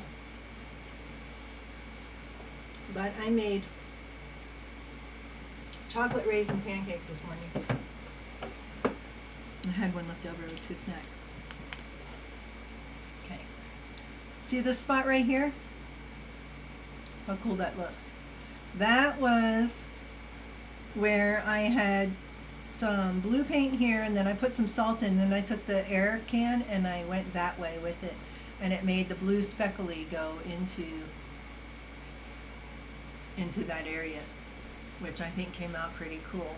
So the challenge I'm having is how to remove the salt without removing the effect, because what's happening is when I'm scraping off the salt, the paint is getting sort of smeared around, right? So I'm still getting, it's giving me like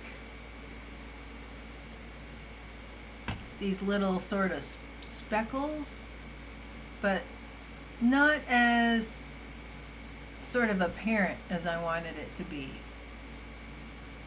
So I'll let you watercolor people answer that question.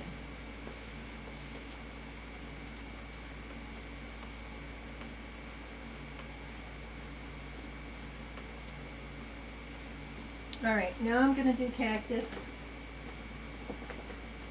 And I'm gonna start with, oh, there's my sports bra. It's in my cactus bag. Okay, I was looking all over for that. Oh, and that's a jar I was supposed to give to Myrtle and didn't.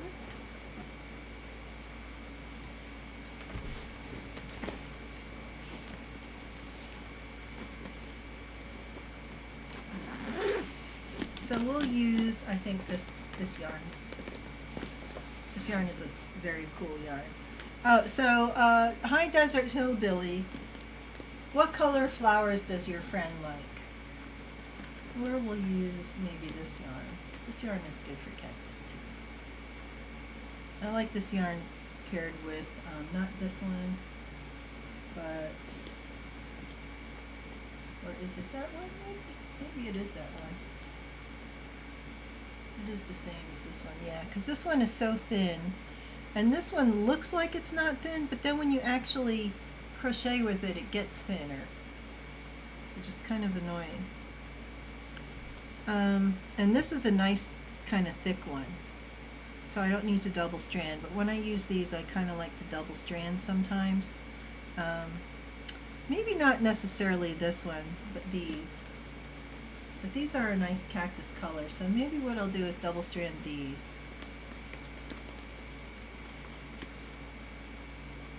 And then this is actually a nice fuzzy yarn that I want to use too.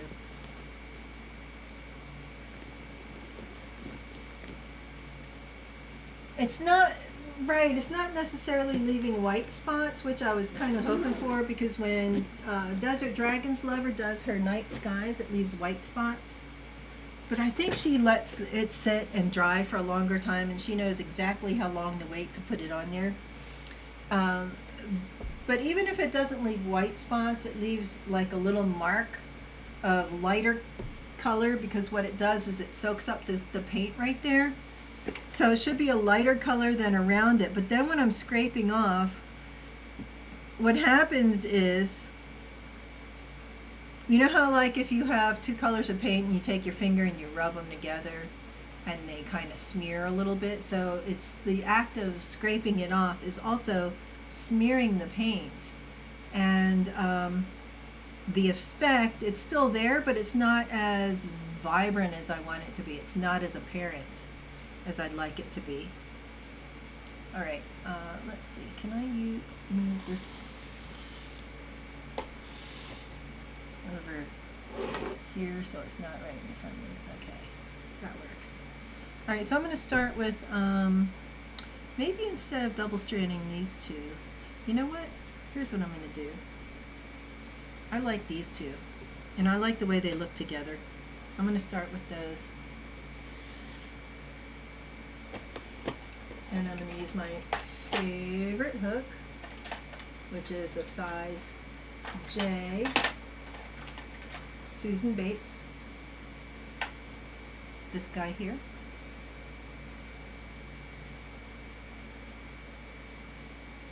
With that kind of head on it. And let me find the end.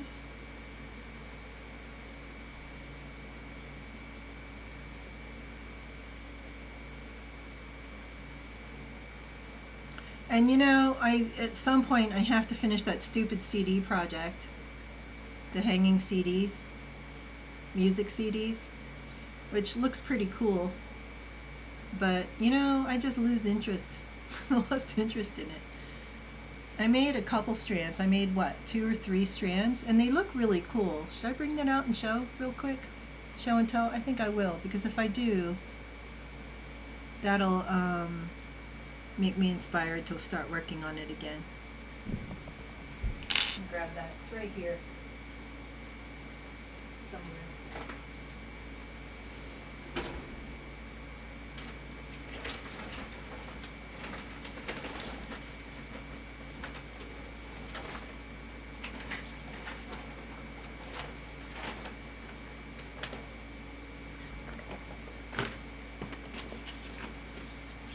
So, check these out. I'm making wall hangings that are for my old CDs, which of course I have no way to play anymore because they're ancient technology. And I've got, I think, 3 strands of these finished. So I used this yarn with double-stranded with twine, just regular old garden twine, and I think that looks really super cool. I love how that looks. Very sort of westerny, cool looking. And then I did vines with leaves and flowers, and then I beaded. I drilled holes at the top of the CD, and then I beaded it and attached it at the leaves and flowers. So it's going to be hanging, and the flowers are all white because I liked it, and the colors of the beads vary depending on the CD. So I tried to go with the colors that were in the CD. So you see like the sort of yellow and the yellow in the CD. And then, well, this is just black.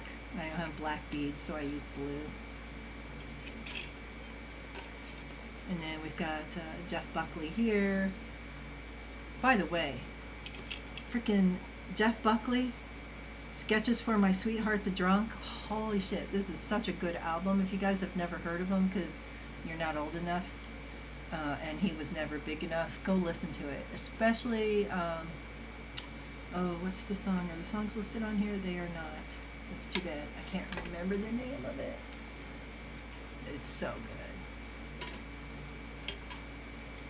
It's so good. And then, of course, Prince. So I've got the purple. And it hangs like this.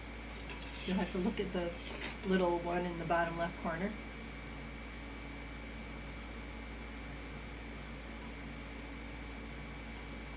So it'll be against the wall like this.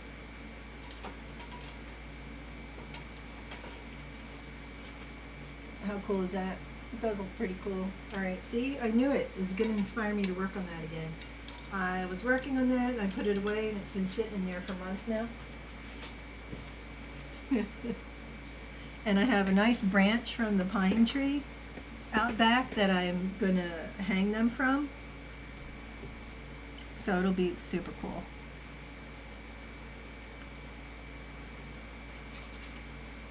My chocolate pancake.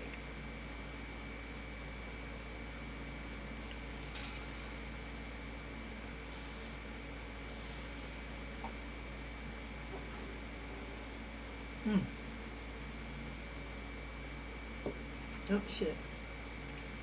No, you can't have that. Don't you dare. Sorry, baby. My dog went for it immediately, of course. I'm sorry, honey, but it's chocolate and raisins. It's poison for doggies. She hates when I cook stuff poison for doggies.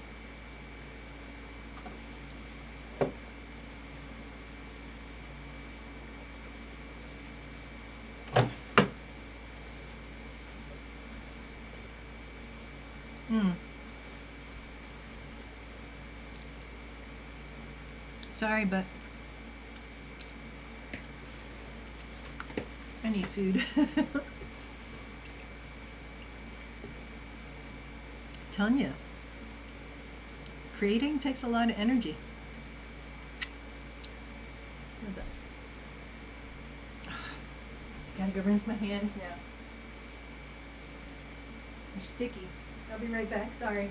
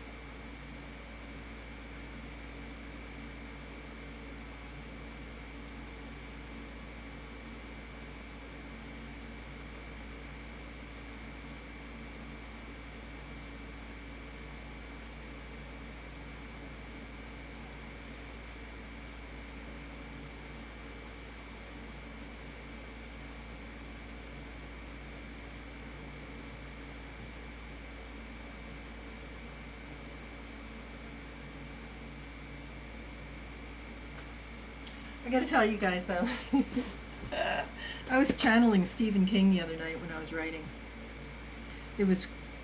I even creeped myself out and I was like, okay, I had to pull back from it. And I thought, okay, what's wrong with me? And then I realized, you know what? There's nothing wrong with me. I like to read Stephen King. I love horror stories. I love horror games. And just because I'm thinking of something horror doesn't mean I'm an axe murderer. But my character was going a little insane. So this is how it ended up happening. It ended up not being real. It ended up being a figment of his imagination. And he was going a little insane. And he was being intimate with this other character, and they're both like these kind of evil characters. And he was having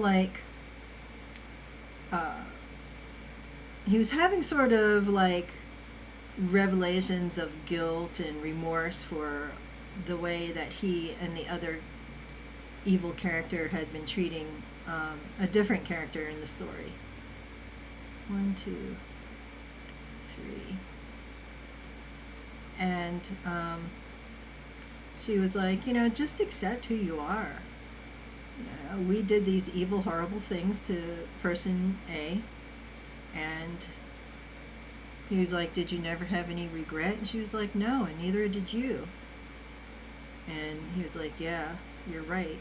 And so he was starting to kind of accept his evil character nature and feel like sort of empowered by it, and empowered by not being empowered by being evil, but empowered by accepting his nature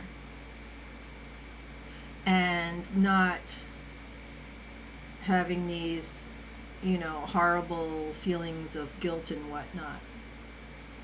But in the end, and so what he ended up doing was he bit her neck, like they were having intimate sexy time, let's say. And instead of like nuzzling her neck, he bit her neck, like he tore off a piece of flesh and he ate it. And he looked at himself in the mirror. Oh, because when they looked at them, when he looked at himself in the mirror and her, I turned them into what are they called? The lizard people, you know, the ones that live inside the earth. And our space people that live inside the earth. I forget what they're called. Reptilians. I turned him into reptilians. So he saw himself as a reptilian with the scaly skin and the horns coming out and all that stuff. And then he took the bite of flesh out of her neck, and her blood was gushing out, and she was dying. And he wasn't really horrified by it at first. He was just like, then he became horrified by it and realized, I'm not a reptilian, what did I do? You know, he's like freaking out, and he tried to put a shirt on it to staunch the bleeding. And then all of a sudden she started pushing him away, going, hey dude, what the hell are you doing? Why, you know, like pushing the shirt away from her neck, because then he looked again, she wasn't bleeding at all. So he basically hallucinated the whole thing. And that was a result of him having a mental breakdown. It was really fun to write. But man, I question what, like, my direction I'm going in with these stories sometimes. And then, like, again, like I say, I realize, you know what, I'm a fan of horror. What can I say? My favorite Stephen King novel story, one of them, is Desperation. And that is a story that he wrote under the name Richard Bachman. So he wrote some stories under the name Richard Bachman because he had such a reputation of being super scary but without being gory, which was, you know, something he's really good at. Stephen King is at, like Christine, scary, not gory. You know, all these thinner, scary, not gory. All these awesome stories that he's written, scary, not gory. And so he had some stories that he had written that were actually more gory and a little bit, you know, a little bit more violent out there. Like, and Desperation was one of them. And so he released those stories under a pseudonym because he wasn't sure how his fan base, if they would embrace it or not, you know? Because it was more gory and horrific than his usual style. And oh my God, it's so good. It's called Desperation. If you guys are fans of the horror genre, and, you know, a little bit of gore isn't going to freak you out in the stories, it's so good. It's so good. I hope they make it into a movie someday, because it's so good.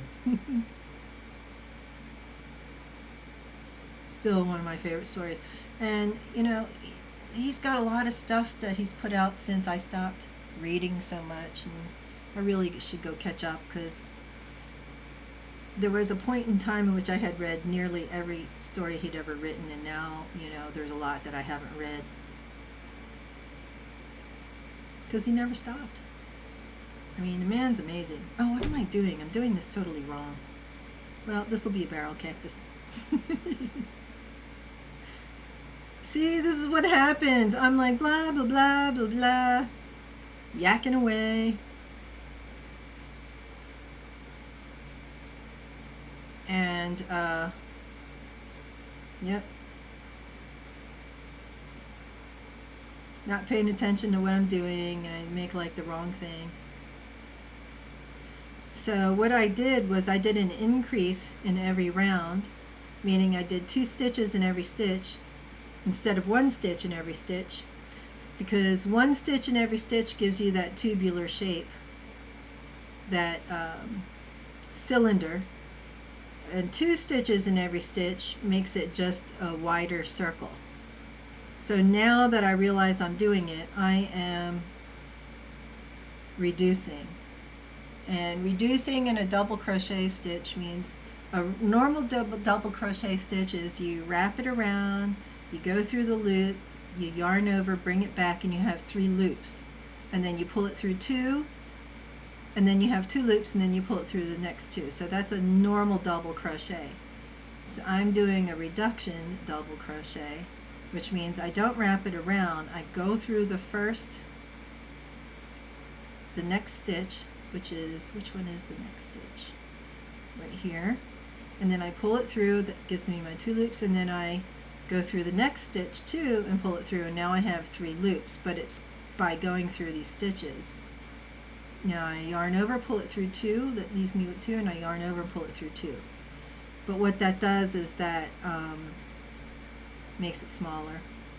Again, lets me go back in. Now where did I start this row? Right here. Still have a few more to go.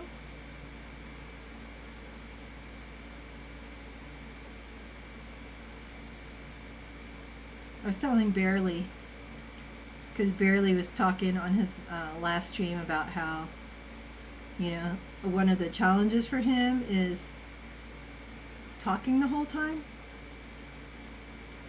And I'm like, man, I'm the opposite. I'm like blah, blah, blah, blah, blah. But then my problem is I talk and then I like just don't pay attention to what I'm doing, because it is hard sometimes to pay attention to what I'm doing and talk at the same time. And I end up doing shit like that. All right, I lost one of my strands, so I got to put it back. You know, this is perfect for barrel cactus. This particular yarn combo. Blue Goblin, hey Blue! Stopping in to say hi and then bye because your family just stopped by. Aw. Well, enjoy being with your family. Thank you for stopping by and saying hi. I appreciate that. Hope you have fun with your family. Family visits are always the best. I never get to do those anymore. We're all so spread out. But you can see like how I started with this round and then I did the increase. I did 2 stitches in each stitch for this one, so it made it wider. And now, because I decreased on here, it's making it thinner again, which is fine because it's a barrel cactus, so that's what barrel cactuses are shaped like. And now I'm going to pretty much do the same thing on this one, only I'm not going to do a reduce on every stitch. I'm going to do a reduced stitch and then I'm going to do a regular stitch, because if I do it that much again, it'll look a little weird. Okay, so that was a regular. Now I'm going to do a reduce and a regular. Oh, let me get my positive vibes going here. Today I'm going to use this, which is sort of, it's a geode piece I found somewhere. Isn't it pretty? It's got little crystals in it. And I think it's quartz and possibly desert rose. And then I've got this, which I found in my yard, which is actually quartz too. There's a lot of quartz out here. And quartz is really good for just channeling positive vibes. And this, which I found in my yard, which is also quartz. It's not, you know, finished, polished quartz like this, but it's raw quartz. But you can see, like, maybe you can see, depending on how the light is, that there are places in there where you can see where if they were to tumble it and polish it, they could make it come out like that. And I just like to surround my work in positive vibes. So I'm just going to do all quartz today. And then also my fairy stone, just because it's my favorite. And I forget what this is good for. It's good for something though. Actually, this is citrine for abundance. And you know, this is a good one. This is for healing. This is blue agate. And for the person that she's sending it to, that will be a good one. Oh, and you know, since we're going to do the healing, let me do my rose quartz heart. That's good for healing too. And all these rocks, they serve a dual purpose for me when I'm crocheting. They help me focus my intention of positive vibes into the piece. But also, they show me where I can go on cam. They show me where my cam is so that I know, stay within these boundaries. And it's a fun way to do that, right? So if I'm working inside my circle of stones, I am intentionally putting in positive vibes, and I'm also in the safe cam zone. All right, where did I start this round? Right there. Okay, that was a regular, so now we do this, a reduce, and now we do a regular, and may this person find healing and serenity in their surroundings, and I'm sure they will.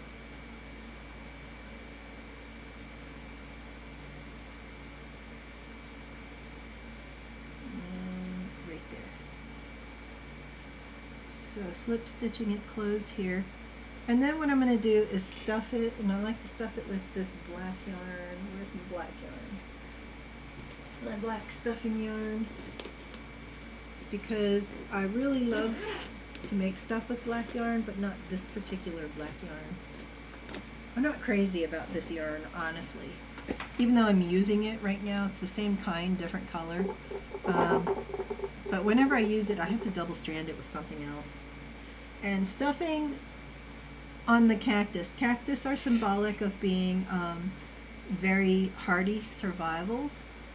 They've got their little spiky areas on the outside, which this was great for because it's got all these little things going outside, the fuzzies that represent the spikes. So that keeps out harmful things and danger. And they're resilient. They live in harsh environments, and yet they thrive.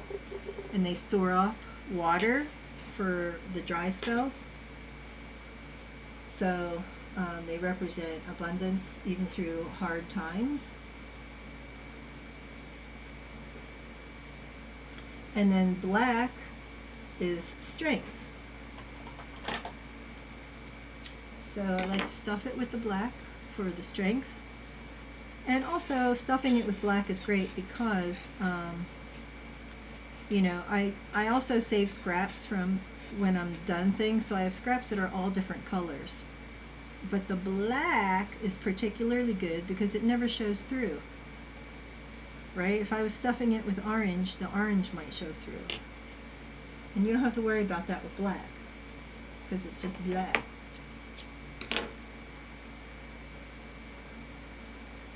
And I'm stuffing this with strength for them. Desert Hillbilly, are you still there? Is she allergic to rosemary or eucalyptus? Because I can stuff some rosemary in there too, or eucalyptus. Let's see if High Desert Hillbilly is still there. Oops.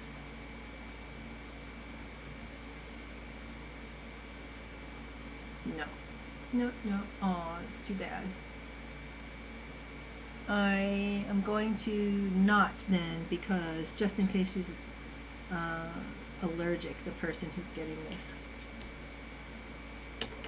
Which I didn't think of till GM mentioned they have a family member who would be allergic.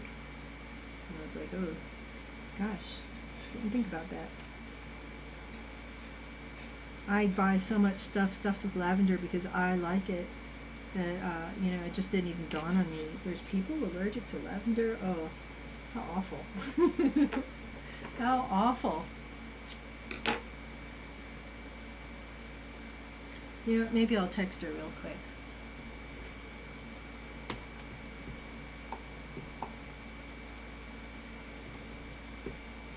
And see if she can, if she's available to answer. I know she was getting company today, but it's only 11.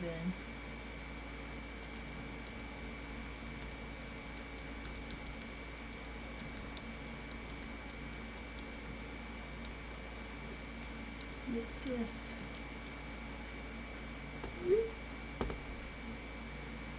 So I'm not going to close this up right yet, in case she sees that message and is able to respond. But what I will do is I'll just put this aside and I'll start on the other one. And the other one, that one's a nice kind of dark green, so I'll use these, the light green. Alright, this is coming from the middle. And here's the middle of this one. And I am going to double strand these because they're just so thin. It's really, you know, thin yarn like this is really for making clothing, I think. Yeah, I need some coffee. Coffee. That's your job as judgy cleric, right?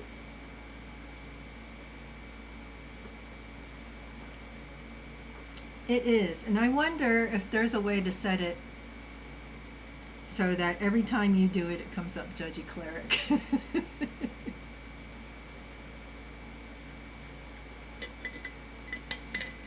I like you being the judgy cleric, GM. Okay, so this time we're going to do it the right way. We're going to start out with the magic circle and the loop. Okay. Pull my tails out.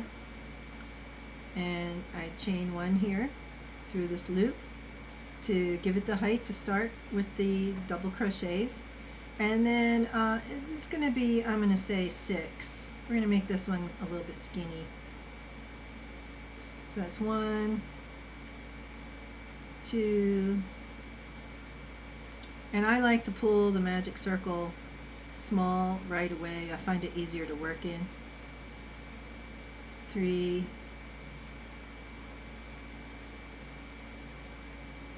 4,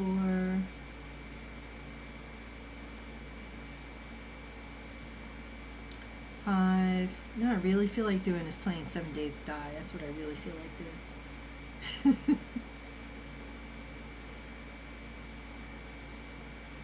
But I can't, because it's tomorrow's Blood Moon Day, and I promised GM that I won't play Blood Moon Day unless it's a time when GM has an opportunity to watch. That's the whole reason I'm doing it. The Blood Moon, I mean. Okay, so I did 6, and now I'm slip stitching it closed to the first one. There. But you can see now it's just going to be, it's not going to get any wider, it's just going to go like a cylinder, like a cactus. Okay. So it's just one double crochet in each stitch. So a double crochet is wrap around, go through the loop, yarn over, pull it through, 3 loops on your hook, yarn over, pull it through 2, you got 2 loops left, yarn over, pull it through 2. That's a double crochet. So I'm doing one double crochet in each of those loops around that I made in my first round. And I forgot to weave my ends in, but that's okay. It's cactus, I'll stuff them in the stuffing. That would be perfect? Okay. I don't know though. My shout out isn't even working right today, so, and that's not on me. I copied the code. I did not change the code at all, which means that they changed something, they being the people that made the code or made the little function that makes something come up when you put the code in. So if Desert Dragon's Lover does stream today, I don't know, I think she's got a lurk. And once more, 1 stitch all the way around until it's long enough for me to say, yep, that's the cactus. And then I make the little pot and I put them in the pot. Oh, I'm going to make spikes on this cactus too. But this is more of a pipe organ cactus, so the spikes aren't throughout the whole thing. They're going to go down 4 sides of it. Maybe not pipe organ, but the night blooming. I don't know what those cactuses are called. The ones that have the white flowers that bloom at night that are so beautiful. Oops. No, that's right.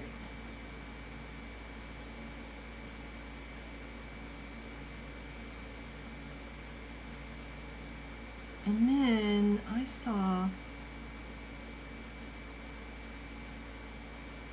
saw a way to do the cactus that made it really look like that night blooming cactus.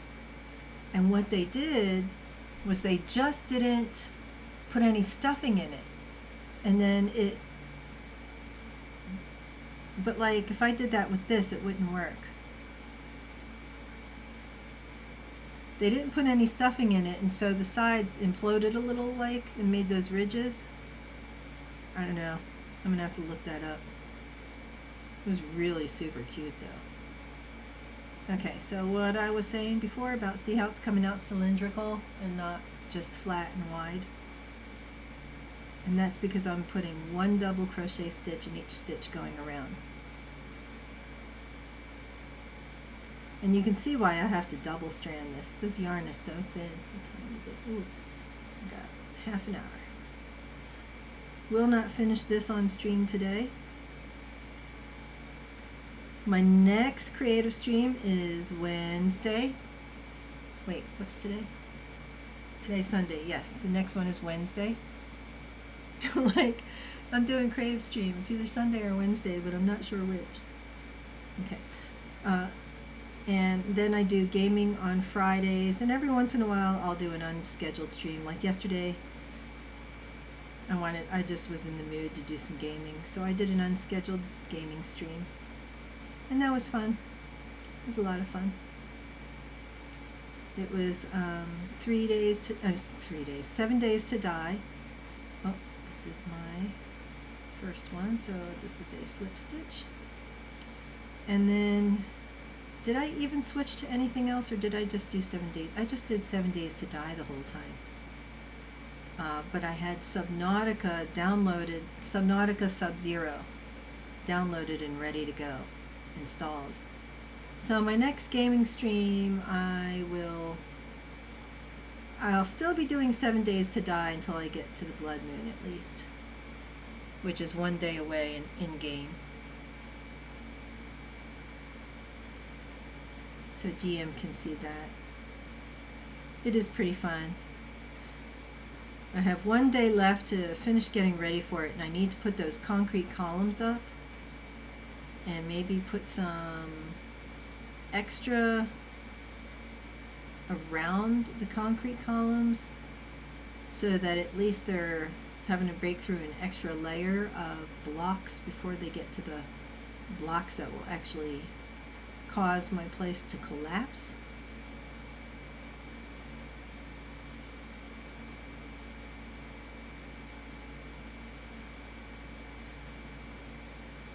All right. Where's my... I'm going to make it one more higher, one more row.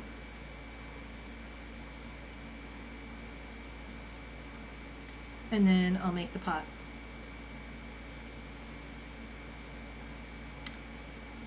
And because I want to find out from my friend what color flower she likes before I put the flower on. And I think her company arrived. Either that or she's taking a nap.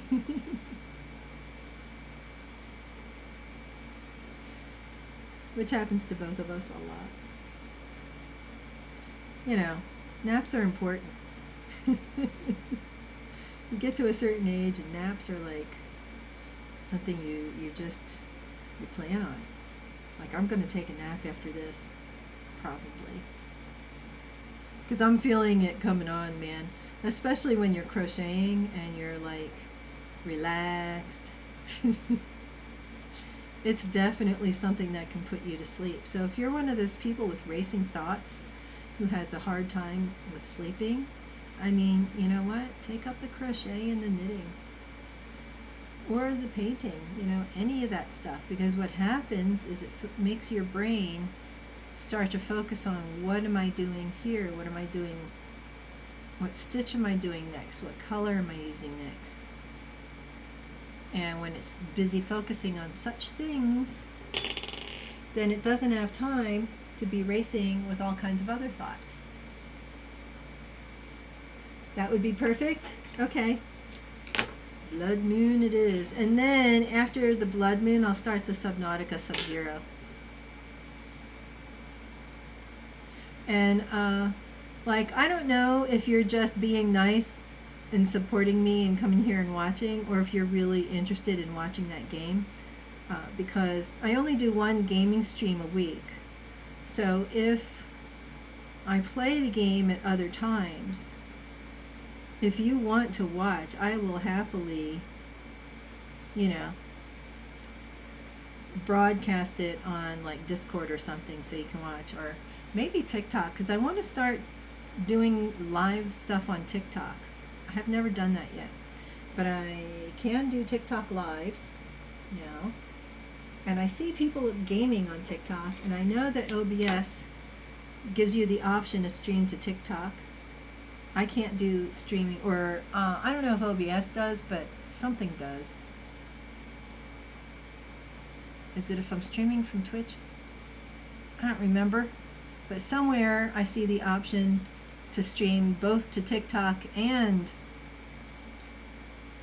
YouTube and Twitch. Maybe not all three at once, but my computer can't handle that. So I just stream to Twitch. I wonder if I should post my streams elsewhere. I mean, I post the link, but I don't post the videos. Should I start posting the videos? I suppose I could. Maybe I'll start posting the videos to YouTube. I suppose. Because if I just download the video and post it and don't do any editing or any shit like that, I mean, that's not a lot of work or time consuming. I suppose I should do that. Alright, I'll do that. You talked me into it. So see what I mean about the black stuffing? It's like black in there, but it kind of won't matter because I'm going to have spikes on here. Alright, so now I'm going to cut my tails, and I leave my tails kind of long because, well, actually, no, I don't. Not anymore. I forgot. I leave the tails long on the pot. I was going to say that I leave them long so that I can... Oh, shit. I just messed something up.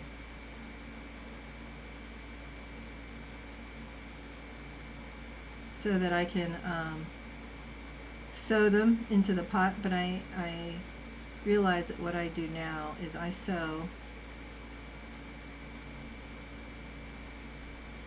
I leave the tails long on the pot and use that to sew the cactus to the pot instead of using the cactus tails. It's just easier that way. Okay, so now that I've got it stuffed though, I am going to close it up, and that's just basically doing this. There, it's closed. Alright, and now, oh, I already cut my tails. See, I need a nap. Man, that's pretty bad. I'm going to pull that through, put my hook back in the same way it was, pull the tails back around, pull them through again, and that basically, see, ties it into a little knot. There. That's not going anywhere. And then the tails from the top part, you just put your hook in,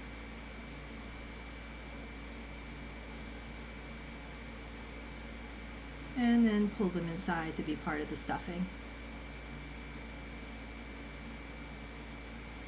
And try not to pull the stuffing out when you do it.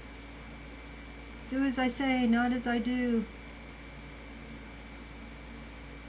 Man, I could go for a good K-drama.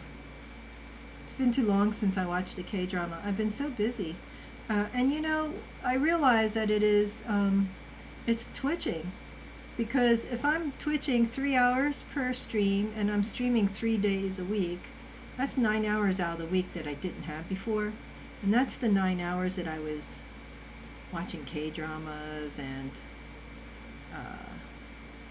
reading and stuff like that. But I like twitching. Twitching is fun.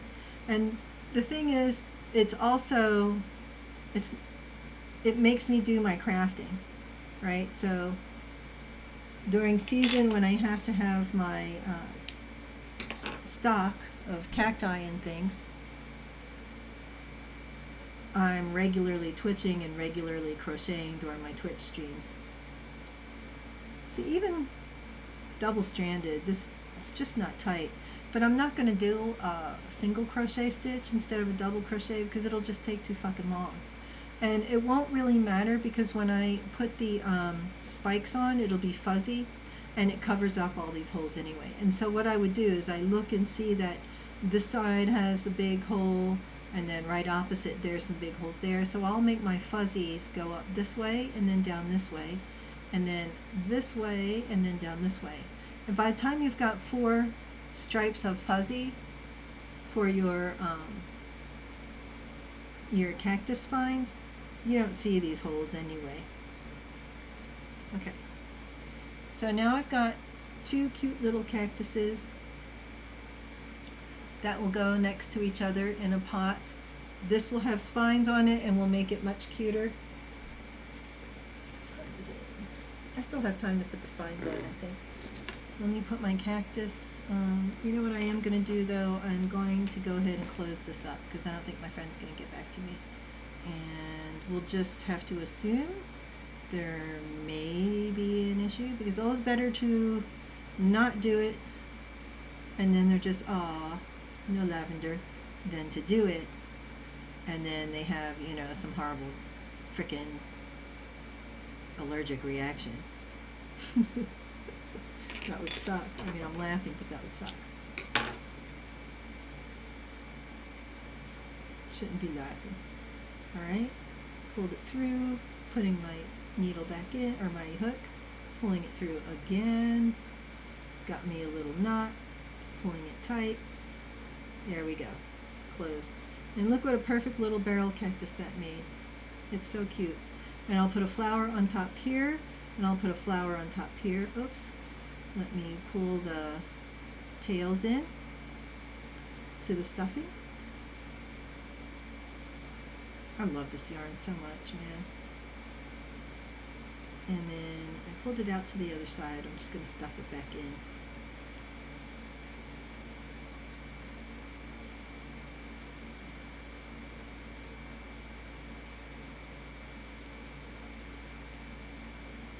which is easy enough to do. Okay. And this tail will be hidden when it's crocheted into the pot. But you know, I almost like it like that. That looks cool. So maybe when I put the flower on, what I do with the flowers, I bring the tails all the way down here, and I tie them down here, which makes sure the flower stays on the top. But if I tie it tight, it'll indent a little, and that'll look kind of cool. All right, I think I have time to do the spikes though.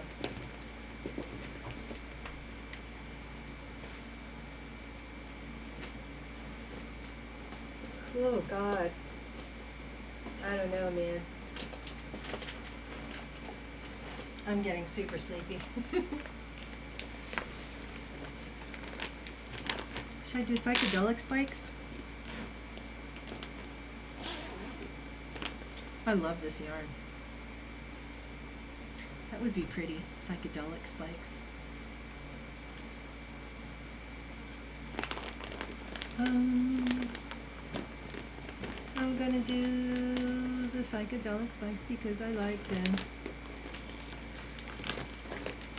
And not Desert Dragon's Lover, Desert Hillbilly. If you don't like them, you have to tell me, because I like them, so I'm going to use them.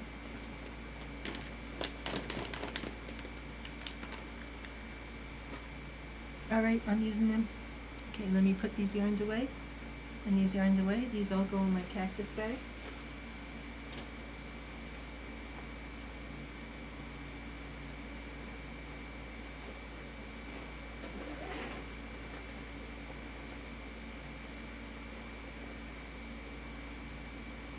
So you guys want to see something funny? Look at the little piece. This is my cactus bag. It's huge. It's huge, but it's because it's got 4 bags in it. It's got the base greens for the cacti in this bag, and then it's got the flower yarns in this bag.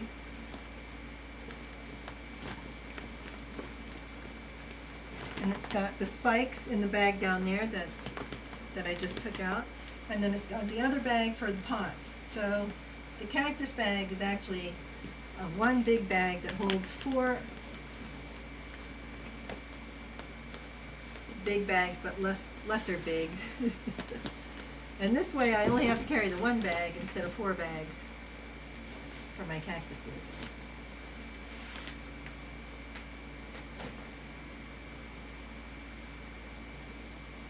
Alright, stretch time.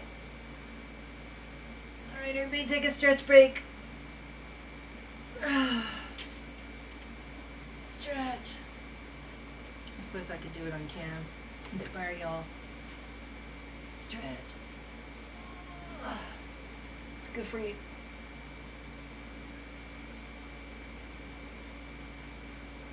When I become affiliate, that'll be the things that you can spend channel points on. Make me stretch. Make me stretch, make me do, you know, exercise squats or something, exercise. I try to fit my exercise in, so I do I'll do 20 or 30 or 40 squats when I'm brushing my teeth. Oh, I forgot to do my squats this morning, brushing my teeth. Alright, I'm gonna have to make up for that. Alright, so for this I need a little bit smaller hook. I like to use this size, which is G or 6 or 4.25 millimeters. And this one is a, what is it? B-O, I don't know what these hooks are. B-O, I can't read that. B-O-Y? Boy? Boji? I'll get a bigger one. It came in the same set. B-O, looks like B-O-Y-E. Boye. Do you know GM? Is that a brand? B-O-Y-E? Boye? I don't know. It's just whatever was at the store that came in a set with like a bunch of different sizes. Boyd. That's a D?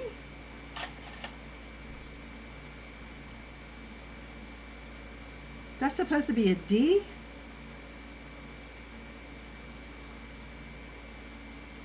That does not look like a D to me. There's the camera. But okay, they say it's a D, then it's a D. Looks like an E to me.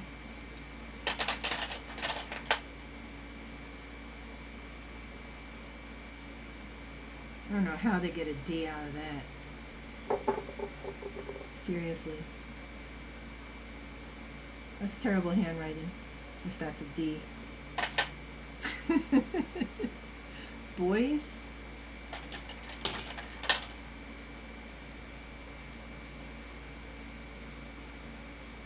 Looks like a B-O-Y-E to me. Well, I guess I could look it up. Alright, Safari.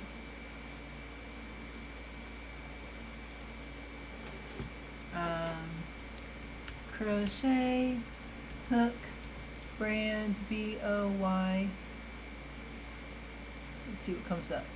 B-O-Y-E. It is B-O-Y-E. Boye. I suppose. Okay.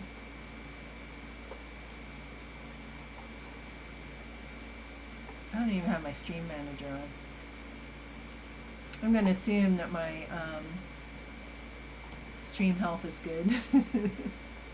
My judgy cleric isn't telling me otherwise.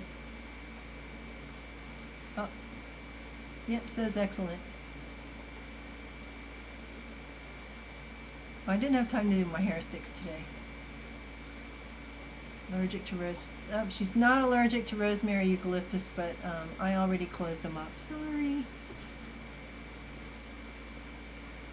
So, next time. Alright. So I'm going to start at the bottom and just attach it basically anywhere. And just with a loop on the hook.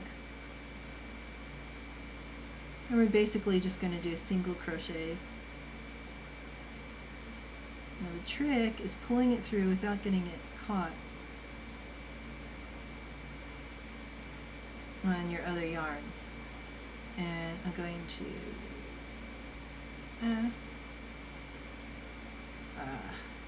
start over because that's what happens. All right, I'm going to put it right there. We'll make it easy peasy one this time. Yarn over, pull it through, let go of the stuffing. I've got the two fuzzy loops. Yarn over, pull it through. Oh, there we go. And then I just go up here, let's say. You don't have to do it every one, but you don't want to go too far either. Got my two loops, and then I pull it through.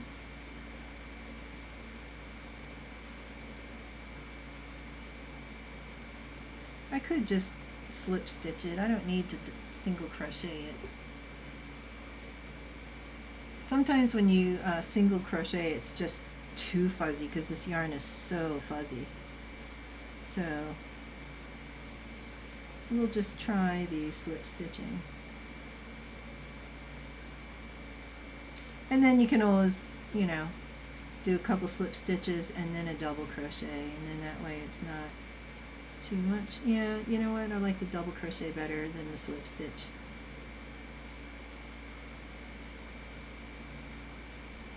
So let's get this.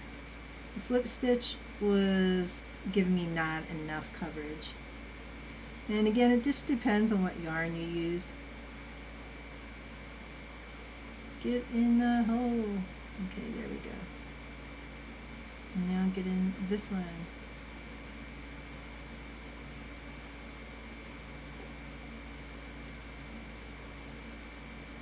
You know, the fuzzy yarns can be tricky to work with, but after a while you get used to it.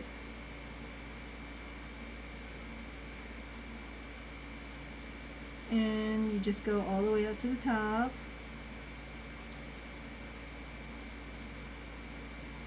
And then continue down the other side, down to the bottom. In a straight line, preferably, if you can manage that. Get in there. Get in there. Ah, came off my hook.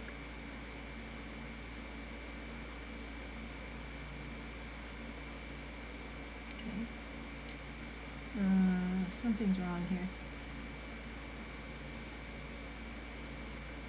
No, okay. So straight across would be this way.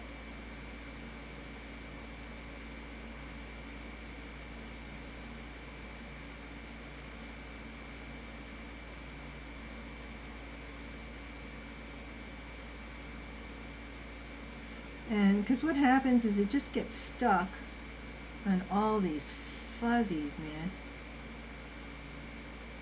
Alright, and then this way, straight across. Gosh, I love this yarn. I love this ultra colorful fuzzy yarn. It is so pretty. This was such a great Prezi somebody gave me. Some judgy cleric. I love it. Okay, and now I'm going to just do the same on the other two sides. And see what I mean? Like, it doesn't matter that the black is showing through because these fuzzies are going to cover it anyway. Pull them out where they get stuck. Alright, so then I just go over and on the bottom to where I want it to be. Ay, caramba. Don't even know what that means, but you know, I hear it said, so.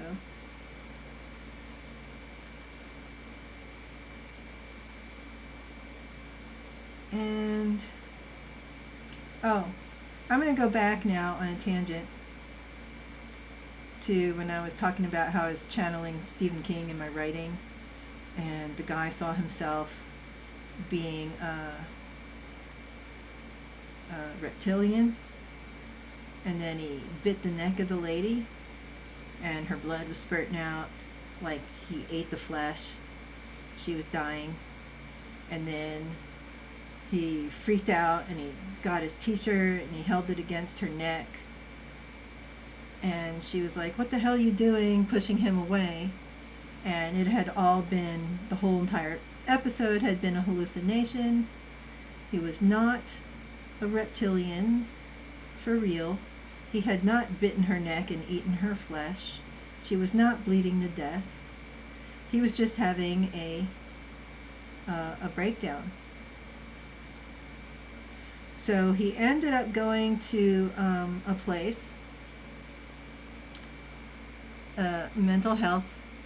You know, he checked himself into a facility to get the help he needed.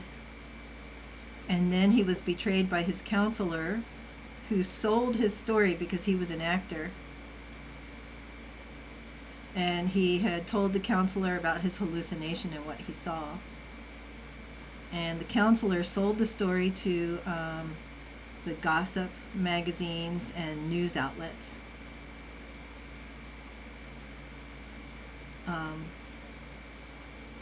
And he felt totally betrayed, but that was on purpose because in the story, you know, he was the evil character, right? I was telling you him and the other character were the two evil characters, and there was a good character who the two evil characters had tormented and betrayed, and like really just been very cruel to.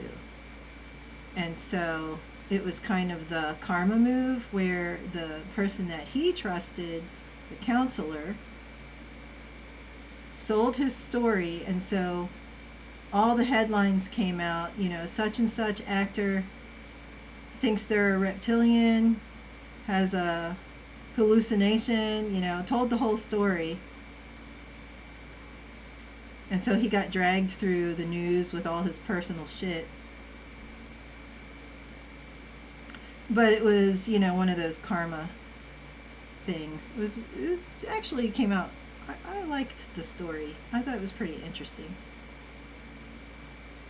Now, I think had I not made that be part of a mental breakdown and like where he just was a reptilian and he did bite her neck, I'd still be okay with it. Why? Because I love desperation. One of my favorite Stephen King stories ever. And there's some horrific stuff in there. Bodies on meat hooks, if I remember.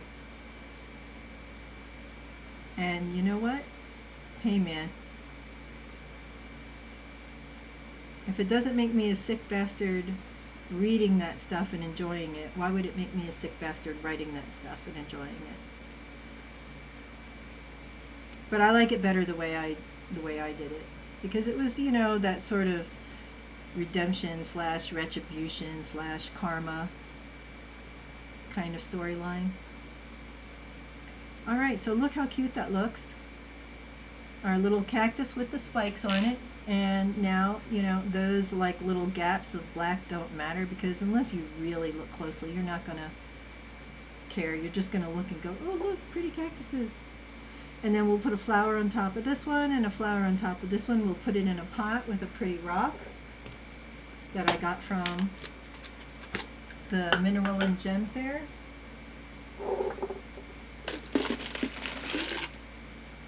Ooh, look at that one. Maybe this first one that came out. Oh, look how pretty that is. Wow, that's really pretty. Wow. That might be perfect. Yeah, because it's so colorful with the colorful one. Yeah, okay, I like that. And then what color pot? So if this is the rock I'm going to use,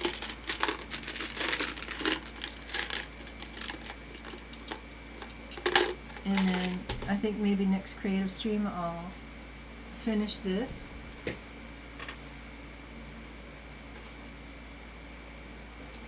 me put this away. In my cactus bag. Put this in my fuzzy bag, my spikes bag. And then here is the pot bag.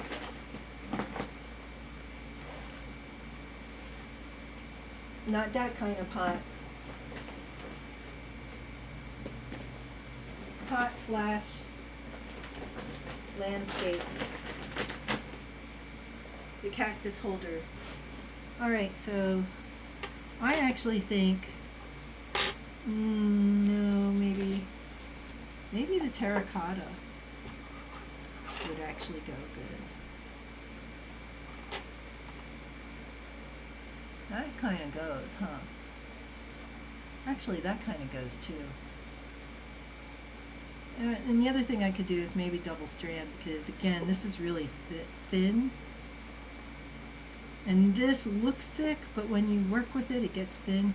I don't know. I like that color, though. I might just double strand these two together. Two different ones of the same. But I also like the bottoms to be thick, nice thick, because then, you know, it gives it a nice little sturdy base. I'll show you. So this has this strand, this color, plus something lighter. What does it have?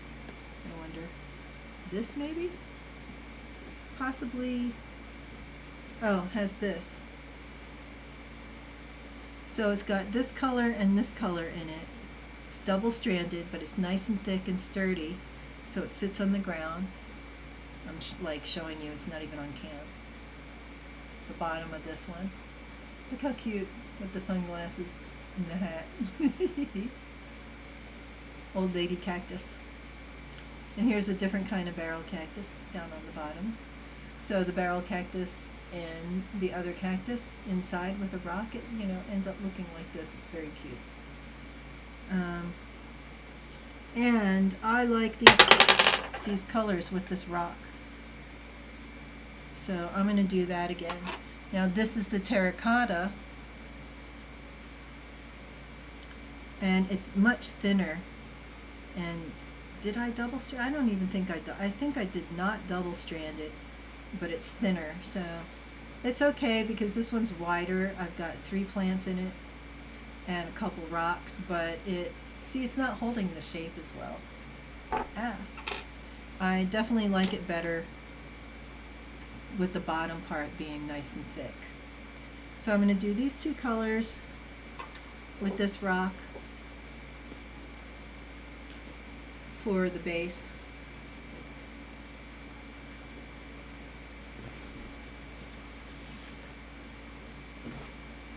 On my next creative stream, and then I'll do the flowers, and I'll put the rock in, I'll put it all together, and then it'll be all done. No, it's an E. Yes, it is an E. I just didn't look at chat till now. Sorry. Okay, so that's it for today's stream. I'll leave this one out.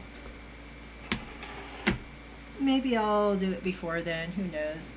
Maybe I'll do it during that stream, or maybe I'll do it before then and show it off, because I'm kind of enjoying doing the painting during my streams.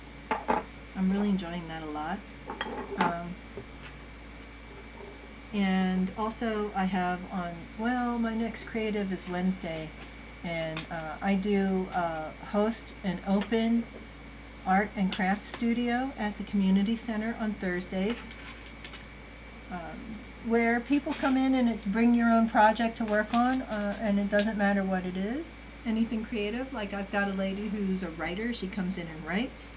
I've got an embroiderer, got painters, sketchers, got a lady who just colors stuff in, like pre-printed things. Got a couple ladies who do that. Got a guy who sketches and paints. Another guy who's painting. Got a lady who does scratch art, where she buys copper sheets, and the copper sheet is coated with this black stuff, and you get something pointy and you scratch it off, and man, it's just beautiful. Like she did this lion, it's amazing with this mane. It's gorgeous because it's like all this copper shining through. You too, GM, have a great day. So that's it. My next stream is Wednesday at 9 a.m. creative, and then Friday, in fact, let me put my goodbye screen on, my thank you screen. Thanks and bye, and then I'm going to do my usual hearts of appreciation in chat for everybody who came by. Lurkers and chatters and not chatters, and anybody even who just stepped in, I really appreciate you so much. Thank you. Have a beautiful day. There's my stream, Sunday, Wednesday, 9 a.m. for creative, Fridays, 9 a.m. for gaming, all times PST. Have a beautiful rest of your weekend, everybody. Ta-ta. Goddess Whispers out.